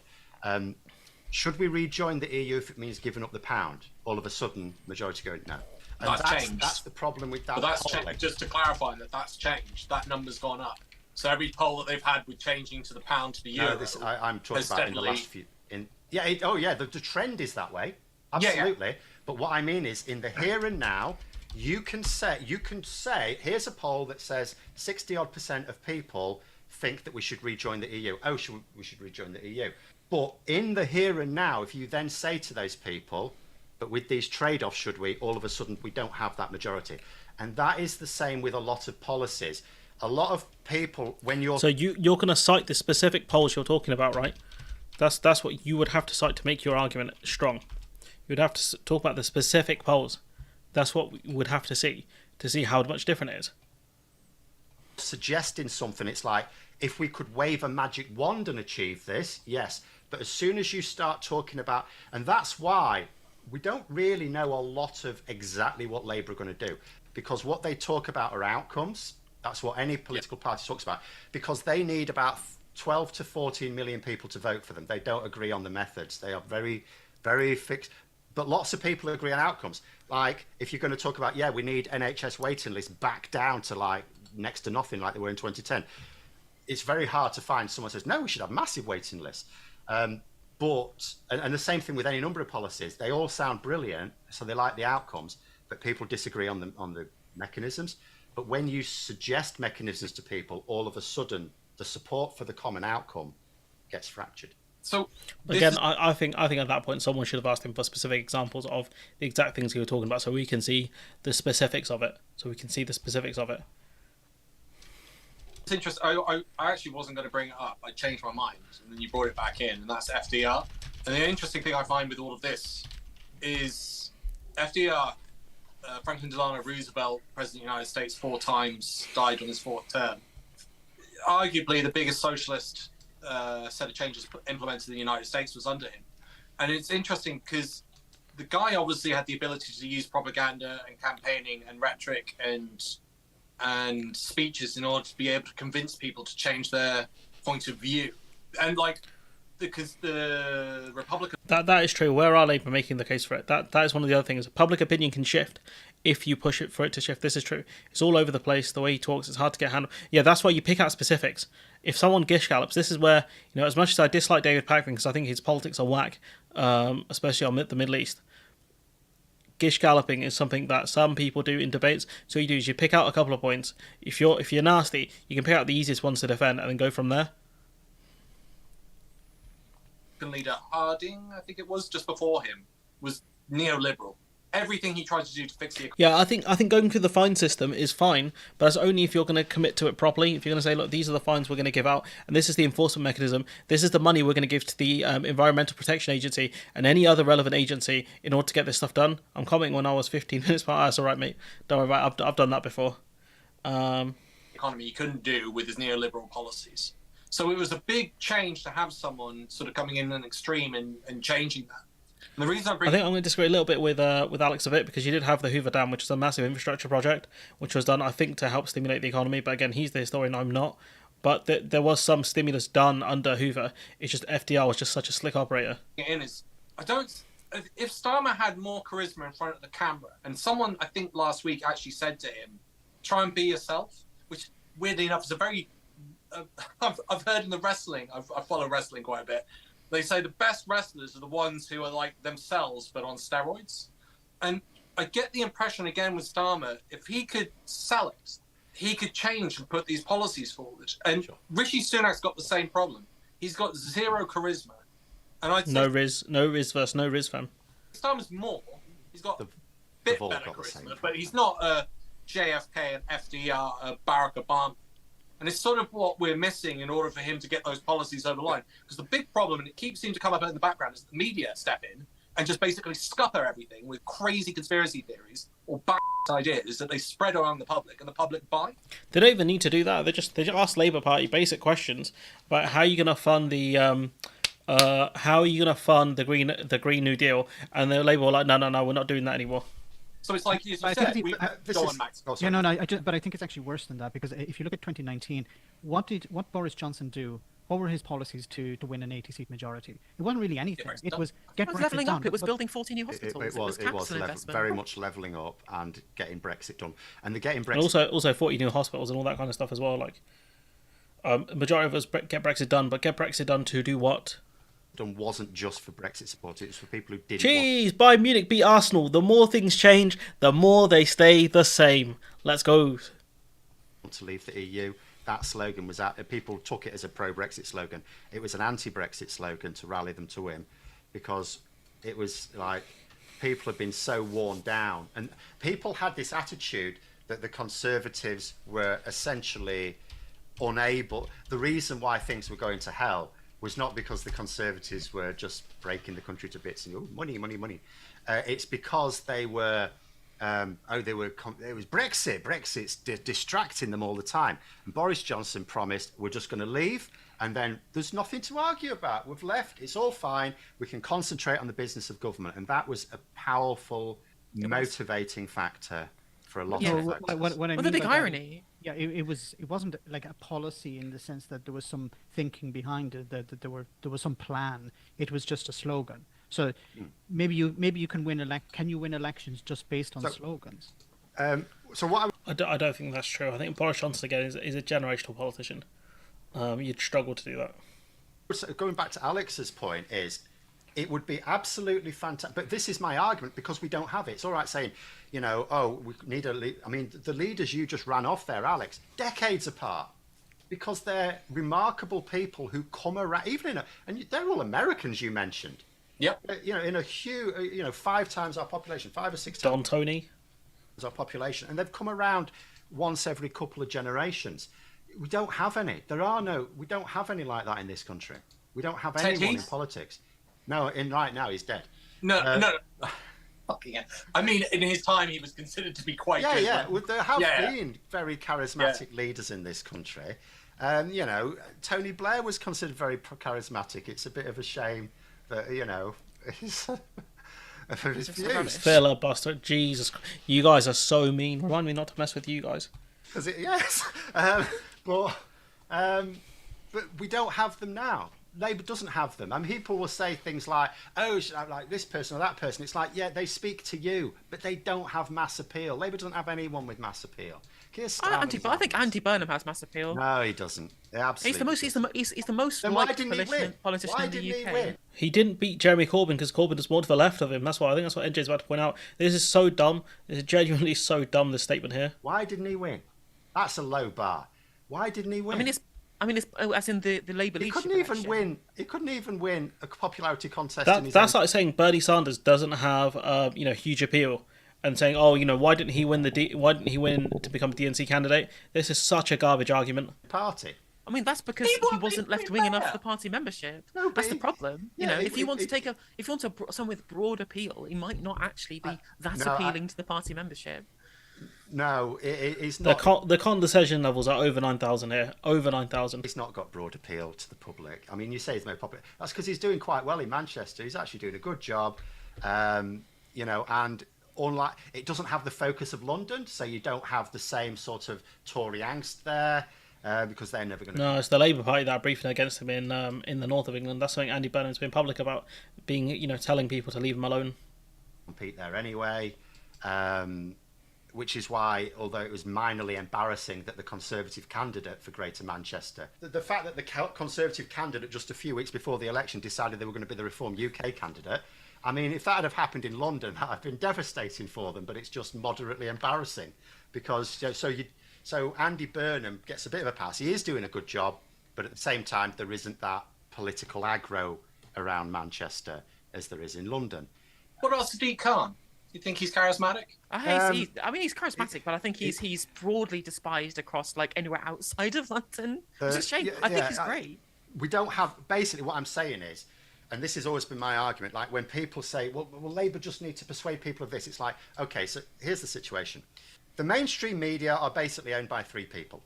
And hold up, you said they were centre-left before. Now it's all they're owned by three people. What's going on here? They're all billionaires, and only one of them lives in this country.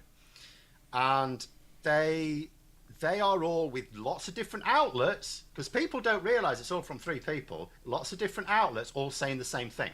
And what you're asking the Labour Party to do, without a charismatic leader, but even if they had one, it would still be up against it, you're asking them to say to the public, yeah, all these trusted media outlets, they're all lying to you, we're the ones telling the truth. I mean, that sounds like crazy town. And that is the problem. So, I mean, does it though? I mean, in Brexit, we saw that all these trusted media outlets, they were told they're fake news. They were told we had enough for experts, and the public bought it.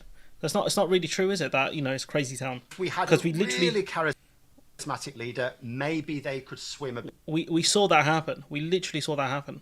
A bit more upstream, but they would still be up against that, and that is why I say the solution to this is electoral reform, and the solution. Okay, electoral reform's not going to happen. We've gone through that. And electoral reform leads to 24 other reforms as well, including media reform, which is badly needed. Okay, Labour have ruled out media reform as well, so that one's gone. Cooked on two different levels there. Literally cooked on two different levels. None of this happens without electoral reform. As soon as you have a decent representative system, the Tories are gone. They're finished. They cannot come back to power in their current form because there will never be a majority of people in this country voting for it. And at that point as well... Oh, you could argue the Labour Party have never won a 50% majority either then. So, the Labour Party will never come back in its current form as well. So it's a bit of a... I don't know if this is the win you want, really. Well, it doesn't matter if you have a coalition of you could have Labour, the Greens and the Lib Dems. They would work much more effectively together than Labour constantly trying to counter the Tories. So you advance things on, and then all of a sudden, if Labour say we should have media reform, if the media... Which they've ruled out. They've ruled out, so that's not going to happen. Whip up a fuss, which they will do. It's like, but what's the electoral consequence for Labour? It's not a Conservative government because that'll be impossible. What's the electoral consequence for Labour? That maybe the coalition gets a bit bigger for the Lib Dems or something, well, they'll also be in favour of media reform. So that's why I see that as the path to really solving a great many of our problems. And I know I've heard people in the Green Party say the same thing. It's like, yes, but we can't achieve that right now. We've got the climate emergency right now, blah, blah, blah. It's like, yeah, but you're still standing still. The only prospect we have is electoral reform. And electoral reform has a lot of support in Labour, but there is still some opposition. And the best way to sweep that opposition... It has a lot of support in the membership and with some MPs, but the key people who need to push through the principle, the idea, do not back it. Do not back it, because they think, why would I have some of the power? Why would I have some of the power all the time when I can have all of the power some of the time? That's how they're thinking. ...away is with the campaign that says, we're going to vote tactically to crush the Tories, and then to have those people write to their candidate, any candidate, quite frankly, they're going to vote tactically for, but it's going to be most powerful with Labour candidates, to email them and say, I'm going to lend you my support because you are the best place to defeat the Conservative candidate here, but I want electoral reform. And then after it, to follow up. And if you think about this, would be very powerful if we could persuade people to do this. Because imagine, like, Sunak's problem at the moment is got a load of Tory MPs who were insistent that to win their seats they needed tax cuts and they needed to stop the boats, and he constantly trying to appease them, and that is because they are powerful to him. You create 200 Labour MPs that are all thinking, right, I won this seat because a load of people voted tactically for me, and what they... Yeah, this is fine. All of these Labour MPs, they might be nervous they're going to lose their seat, yeah? And when they said for leader, look, I might lose my seat because, they want voter reform. And the leadership could say, look, cool, I've got a 100-seat majority plus, right? I might lose 20 seats. I don't care, because I still have a stonking majority after the next election. I don't need to win 50% of the vote. That leader who will look at it and say, look, if I do proportional representation, I win 45% of the vote, which is a lot. I'll only have 45% of the seats. Under this system you can win around 45% of the vote. You could have, an 80-plus seat majority. His argument doesn't work unless you have the vast majority of those MPs nervous and pushing for voter reform, which I don't think that's going to happen. So once again, this is another nonsense hypothetical. They want is electoral reform. And also, a lot of those MPs, Labour MPs, are more likely to win their seats under the new system anyway. Because a lot of those Labour MPs... That's not true, though, because, again, Labour would have to win a stonking amount in the proportional representation system. They would have to win around 50+% of the vote. Not around. They would have to win 50+% of the vote under a proportional representation system for them to win, to keep their seat, depending on what proportional system we go for. If you look at the SNP, the one in Scotland that they have, I think it's called the D-Hunt one. I'm sure Aki's going to correct me momentarily, right? That's a system that specifically stops parties winning majorities. So it's simply nonsense, absolute baloney, bruv. This is as Sheldon Cooper would say, this is malarkey, absolute malarkey. MPs will win in what really should be safe Tory seats. And if we keep the system the same as it is, it's going to flip back to being a safe Tory seat in 5 or 10 years' time. I mean, I just think there is zero material incentive for the people who are in charge of the Labour Party right now to support anything that is close to electoral reform. Maybe ranked choice voting at a push, but a kind of mixed member proportional system that we really do need to have to push the Tories out of any kind of political relevance forever. Yeah, a smaller Labour Party in coalition, that would have to work with these other parties. Oh, Jesus. Oh, no. A smaller Labour Party that's going to have to work with other people, or you could have all of the power. Media reform. So policy of engaging in nationalisation that was most supported. I mean, it's only one poll. I get it. There are lots of discussions to be had, but the idea that people will not vote for this kind of thing or support the actions of engaging it, I think that is something that is up for debate at the very least. I think we're around here. For NJ, I'll have to slow down. I just don't think that even if every single member of Parliament in the Labour Party was at the point of saying, well, actually, we would support electoral reform because people have lent us their votes under first past the post. When it comes to people who have the power to make those decisions, given how far they are away from acquiescing to Labour membership or having it as part of their policy prospectus, when they know, well, people will just continue to vote for us tactically under first past the post, it maintains our power over the Labour Party. And again, if these people say they're not going to vote for Labour again, guess who you're helping? You're helping the Tories. And that's the exact argument these MPs could make. That's the exact argument people like him are going to make. Because at the end of the day, when you look at their arguments, right, their arguments are, we need to get the Tories out, keep the Tories out. And the only way to keep the Tories out is to keep voting for Labour. So regardless of if there's voter reform or not, people like him are going to keep telling you to vote for the Labour Party to keep the Tories out. So it doesn't matter if you say to your Labour MP, you want to vote this time, but maybe next time I vote for someone else. if you don't give us electoral reform, it doesn't work based on the fact that he's going to keep telling you to vote Labour. Or maybe he won't. Based in 2019, he said vote Lib Dem if you want, just don't vote for the Conservative Party. Maybe I'm wrong. But based on his current trajectory, that's what it looks like. So many people in the Labour Party really just belong in the Liberal Democrats at this point. Like, they're barely social democrats, if not, just kind of social liberals, really and truly. And they know that their position of having a level of political power within the Labour Party is entirely contingent on the fact that loads of people have nowhere else to go. And I don't think that unless we just had some kind of radical change in the levers of power in Labour, which basically doesn't exist anymore now that there is entire control over who gets selected as a parliamentary candidate, wouldn't have been, the Kate Hoey situations that we get were because of the Labour Party meddling and trying to get rid of Mark Ossamore in the 90s, for example. These kind of things are being done to maintain loyalty to the current leadership with certain reasonable reasons on top of unreasonable reasons. Like, it's reasonable to want to ensure that you don't have and see the kind of levels to which we have discordant party in power, where the Conservative parties continue fighting amongst themselves because they can't agree on anything because people haven't had those kind of selections. But what it also means is that the kind of people who get selected are all just a bunch of yes men who just support whatever the kind of political leader of the party wants, which currently will never ever be anything other than support for the current political system in terms of electoral reform. I mean, all I would say is while Starmer... Sorry, I've just got to go a couple of points before I forget them again. I'm an old man. Blood, just write them down. Be respectful. Get a pen and paper. While Starmer's been in charge, I have been involved in selections of candidates. When Jeremy Corbyn was in charge, we had candidates forced on us. So actually, people do choose. Oh, it's an anecdote. Sweet. Oh yeah, I chose. I was involved in choosing my local candidate, which they didn't choose you, by the way. Subtle dig there. Not so subtle. I don't do sneak dissing all the time. They didn't choose you though, did they, big man? But point being is, because in your specific seat, you were involved in candidate selection. Under Jeremy Corbyn, I wasn't. Therefore, checkmate. The Labour's... This is despite Sam Tarry saying that the selection system, the machines that the Labour Party are using are flawed. So, okay, buddy. Input into that is their vetting. So they're basically saying, yeah, you can't have that as a candidate because they're unsuitable. But people are choosing. That sounds like the Politburo. Here are the candidates we have chosen for you. Good luck. There'll be some candidates that are just basically given to a few people. This is normal, and it will be the ones in seats that are basically unwinnable. But you just said every seat is winnable. You said there are no Tory safe seats. So if every seat is winnable, that argument makes no sense. Why would you put someone up there who in a seat which has no chance when you just said it's weapons free? Every seat is available. There are no safe seats. Again, it's a bag of contradictions. Anyway.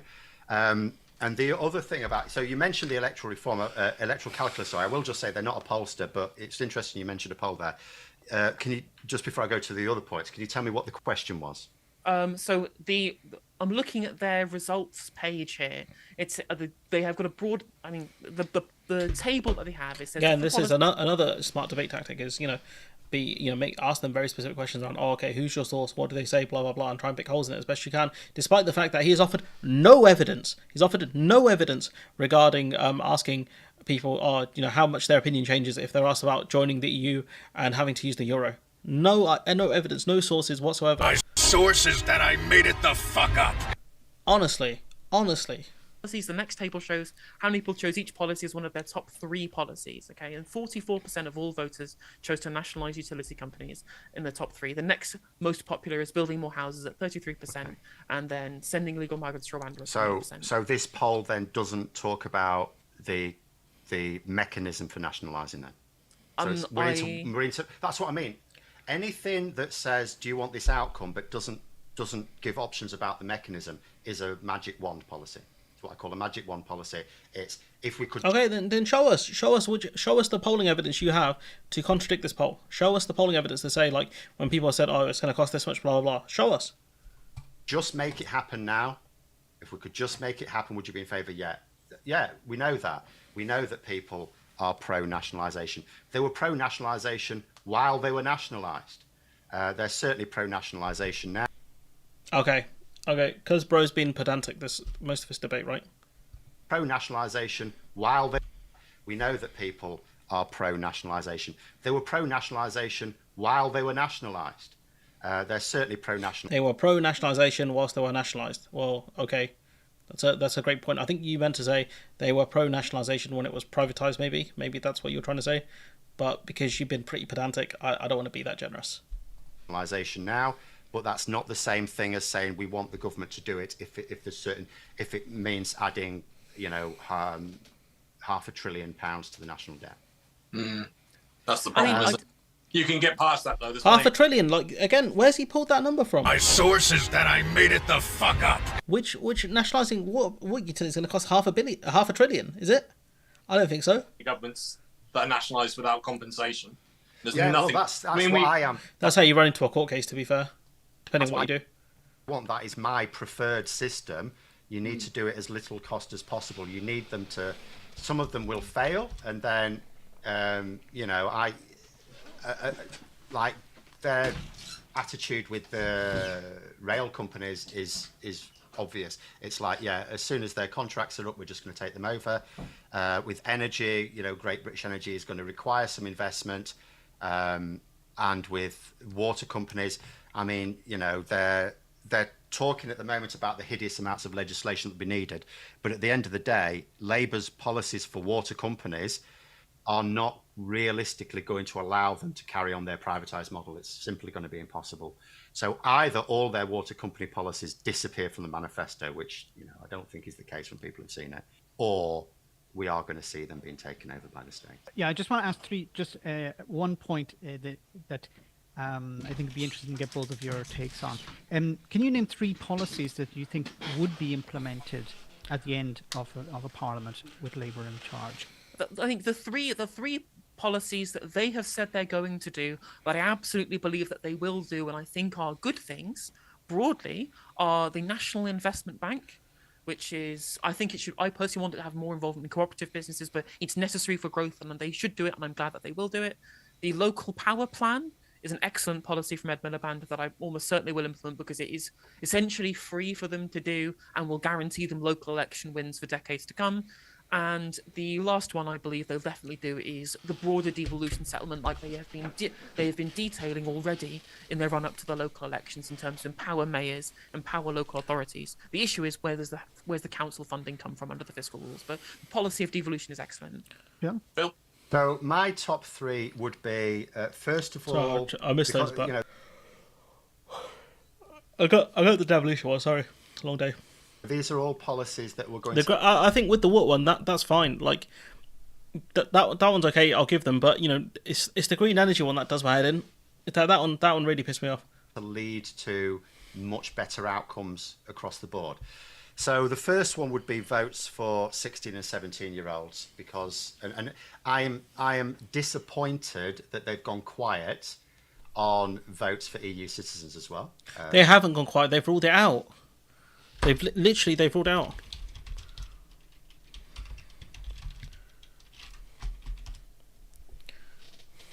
So it's missing from the policy plan. I'll see, where was it? He's mentioned it feels wrong before. Labour has no settled policy. There was a video on it. There it is there. Look, FT article. This is the most recent one, I think. There's loads. Honestly, look, let's bring these up, right? Starmer scales back plan to extend voting rights to the EU citizens. That's on the 14th of May 23. The Telegraph, 15th of September 23. Labour leader called for full voting rights at national. No plans are mentioned in his policies drawn up. So you can argue. Okay, maybe you can argue they've gone quiet, but I think they've backed down. They backed down on it. When they were asked about by the Telegraph, they were like, "Yeah," and then they said no. Let's see if I can find. There was a video on it with Burley.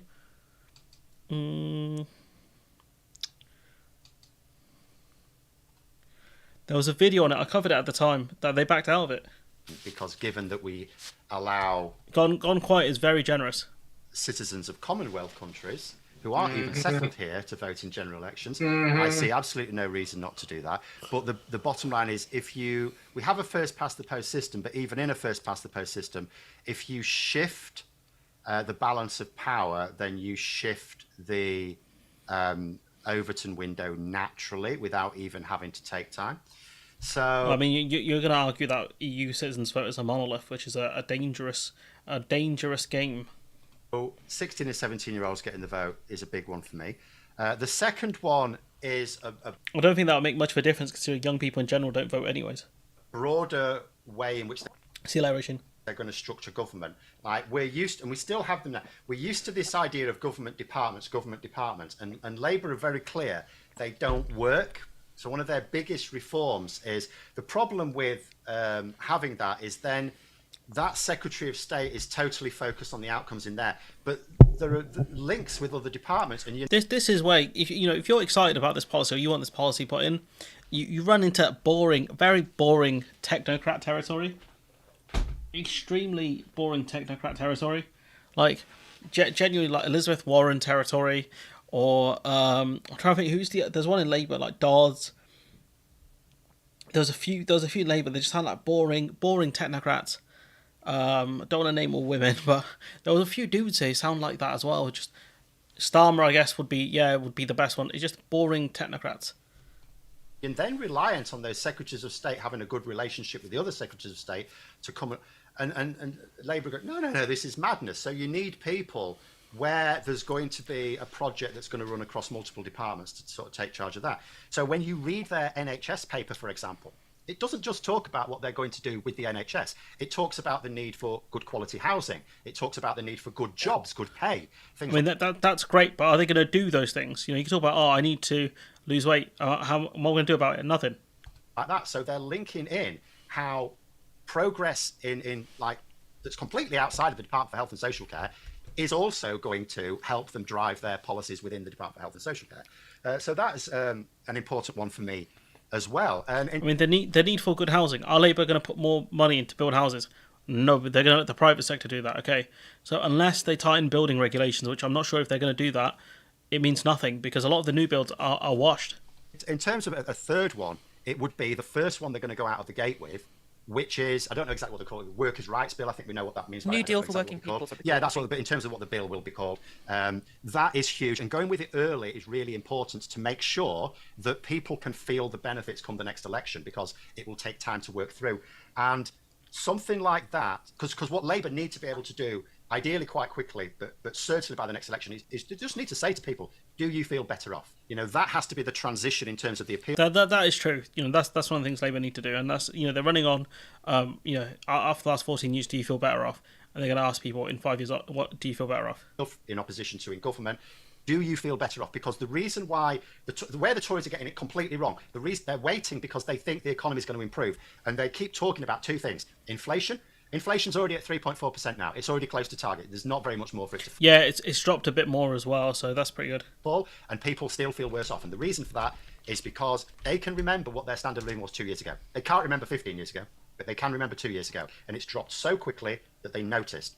And interest rates falling, the latest news is they'll fall a bit, maybe, but they're not going to fall as much as people think. And even if they did, how does that help people feel better off? It doesn't. It doesn't raise people's standard of living. So they're looking for things to happen over the next 6 months that don't make people feel any better off. Labour, no, they can't just point a graph. Oh, look, good economic news. Vote for us again. That doesn't work. They need to say to people, not do what the Tories do. Oh, we made this town really brilliant. Oh, they're great. Victoria Atkins today, the health secretary, she was asked, she was trying to laud the fact that NHS waiting lists have come down a little tiny bit from their record level. Great, you say that there are ones doing well.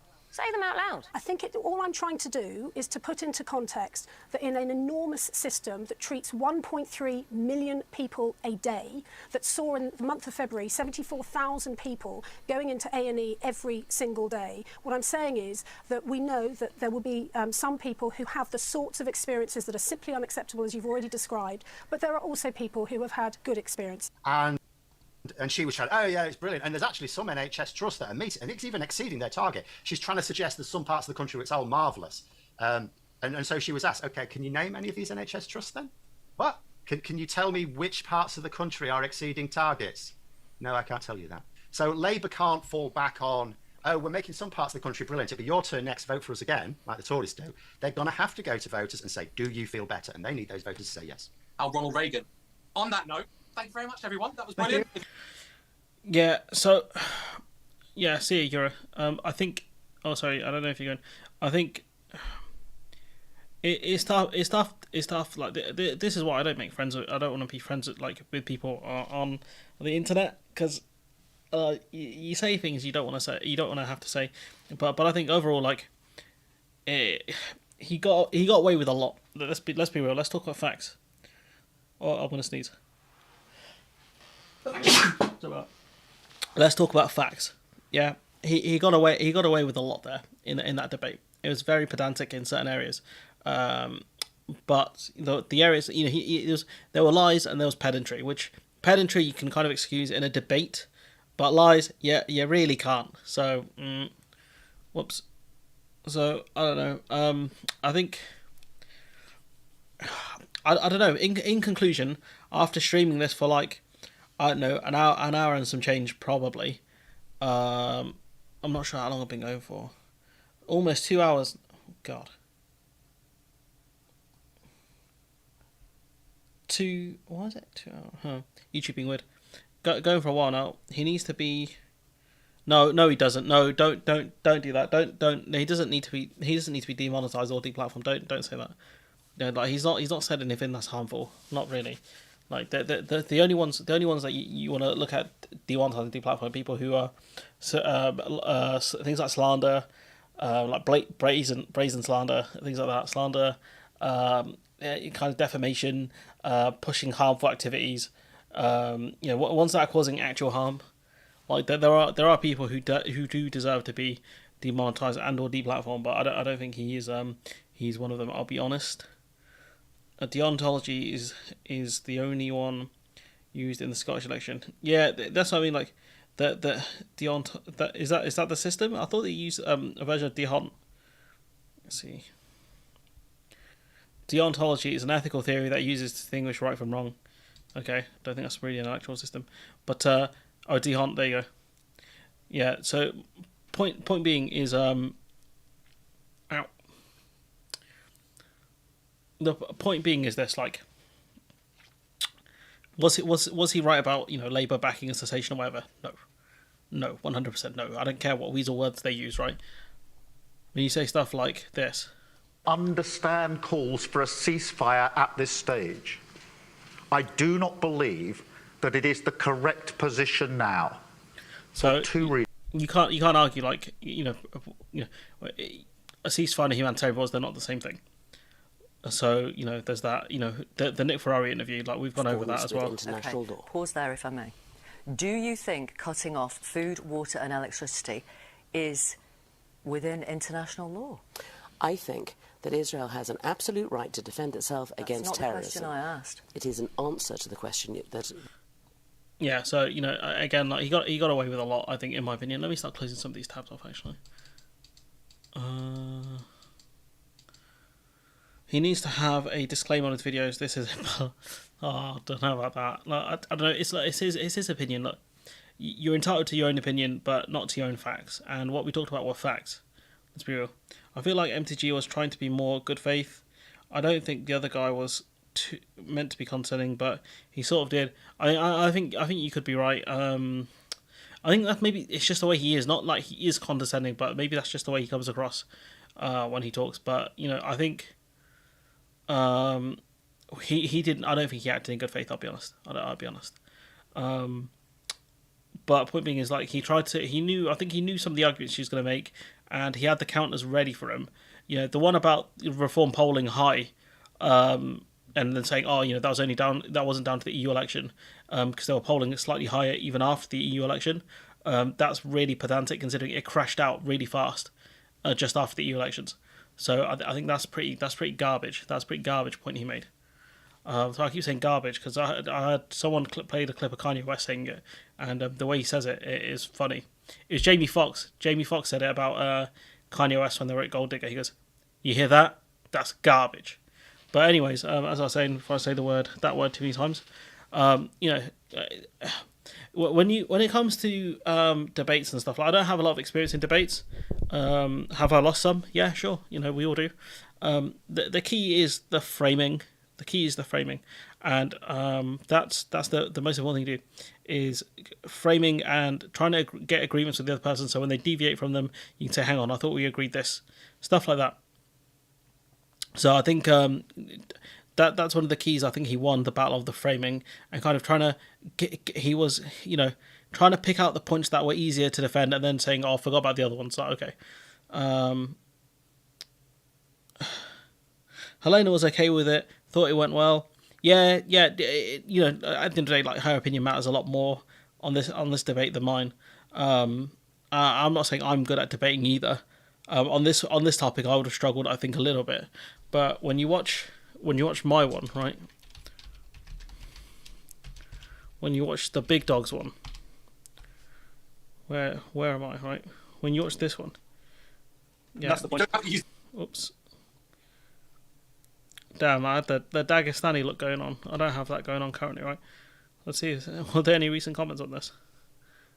No, it's this guy's the most recent comment, right? This is the one, right? Because what I did was I set the framing fairly early. I set the stage fairly early, and I made sure that my points were backed with authorities, like big Dr. Sven. And once you do that, you can lock down the person very easily.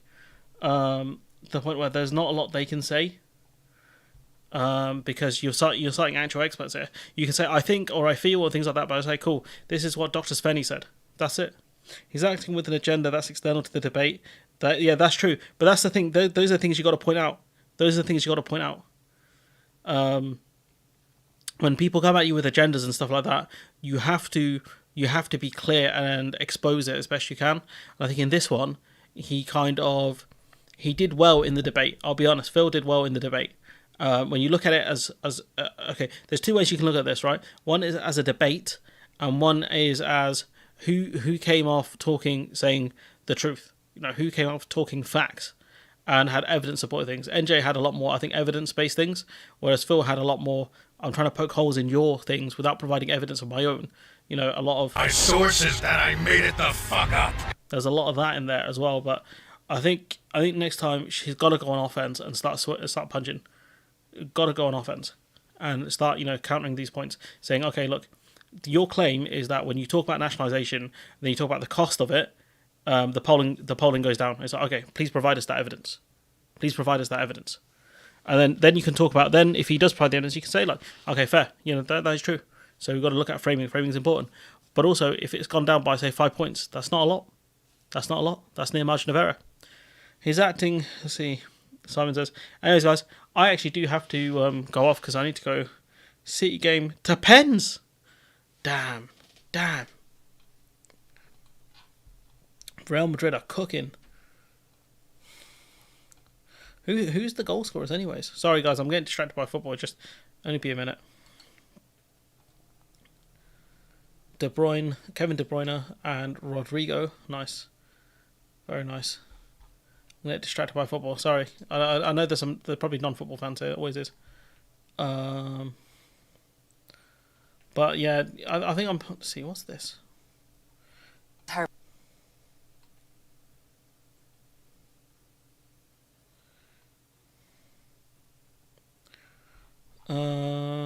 Yeah, not much else going on.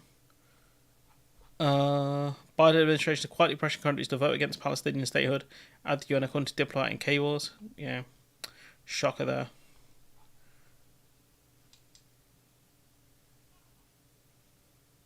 Oh, Czech billionaires trying to buy out the Rommel. I should tell you, it's just the natural efficiency of the fruit. Lol. Anyways, is there anything else? I'll see things. Andreina's done anything wrong. Okay. Yeah, we'll go with this. The stuff for the live stream I can keep for Saturday. Anyway, sorry. Apologies. This is the last one I'm gonna look at. Okay, promise. I'll get off the Twitter now. Yeah, I'll be jumping off, guys. I'll be back streaming. I did say I could midweek stream, and you know, shouts out to the SR boys, to NJ and to Phil for giving me something easy to stream. This has been light work to stream it, and we've had the most viewers. We had about almost 50, I think, or 40 plus. Yeah, almost touching 45 there. So maybe I'll go for more light work streams. I don't know. But yeah, you know, thanks to the new members. Thanks for the super chats that we got. It does go a long way. I promise you that. And I'll catch you all Saturday. Hopefully Saturday. Mark it in your calendars. All right. Bye.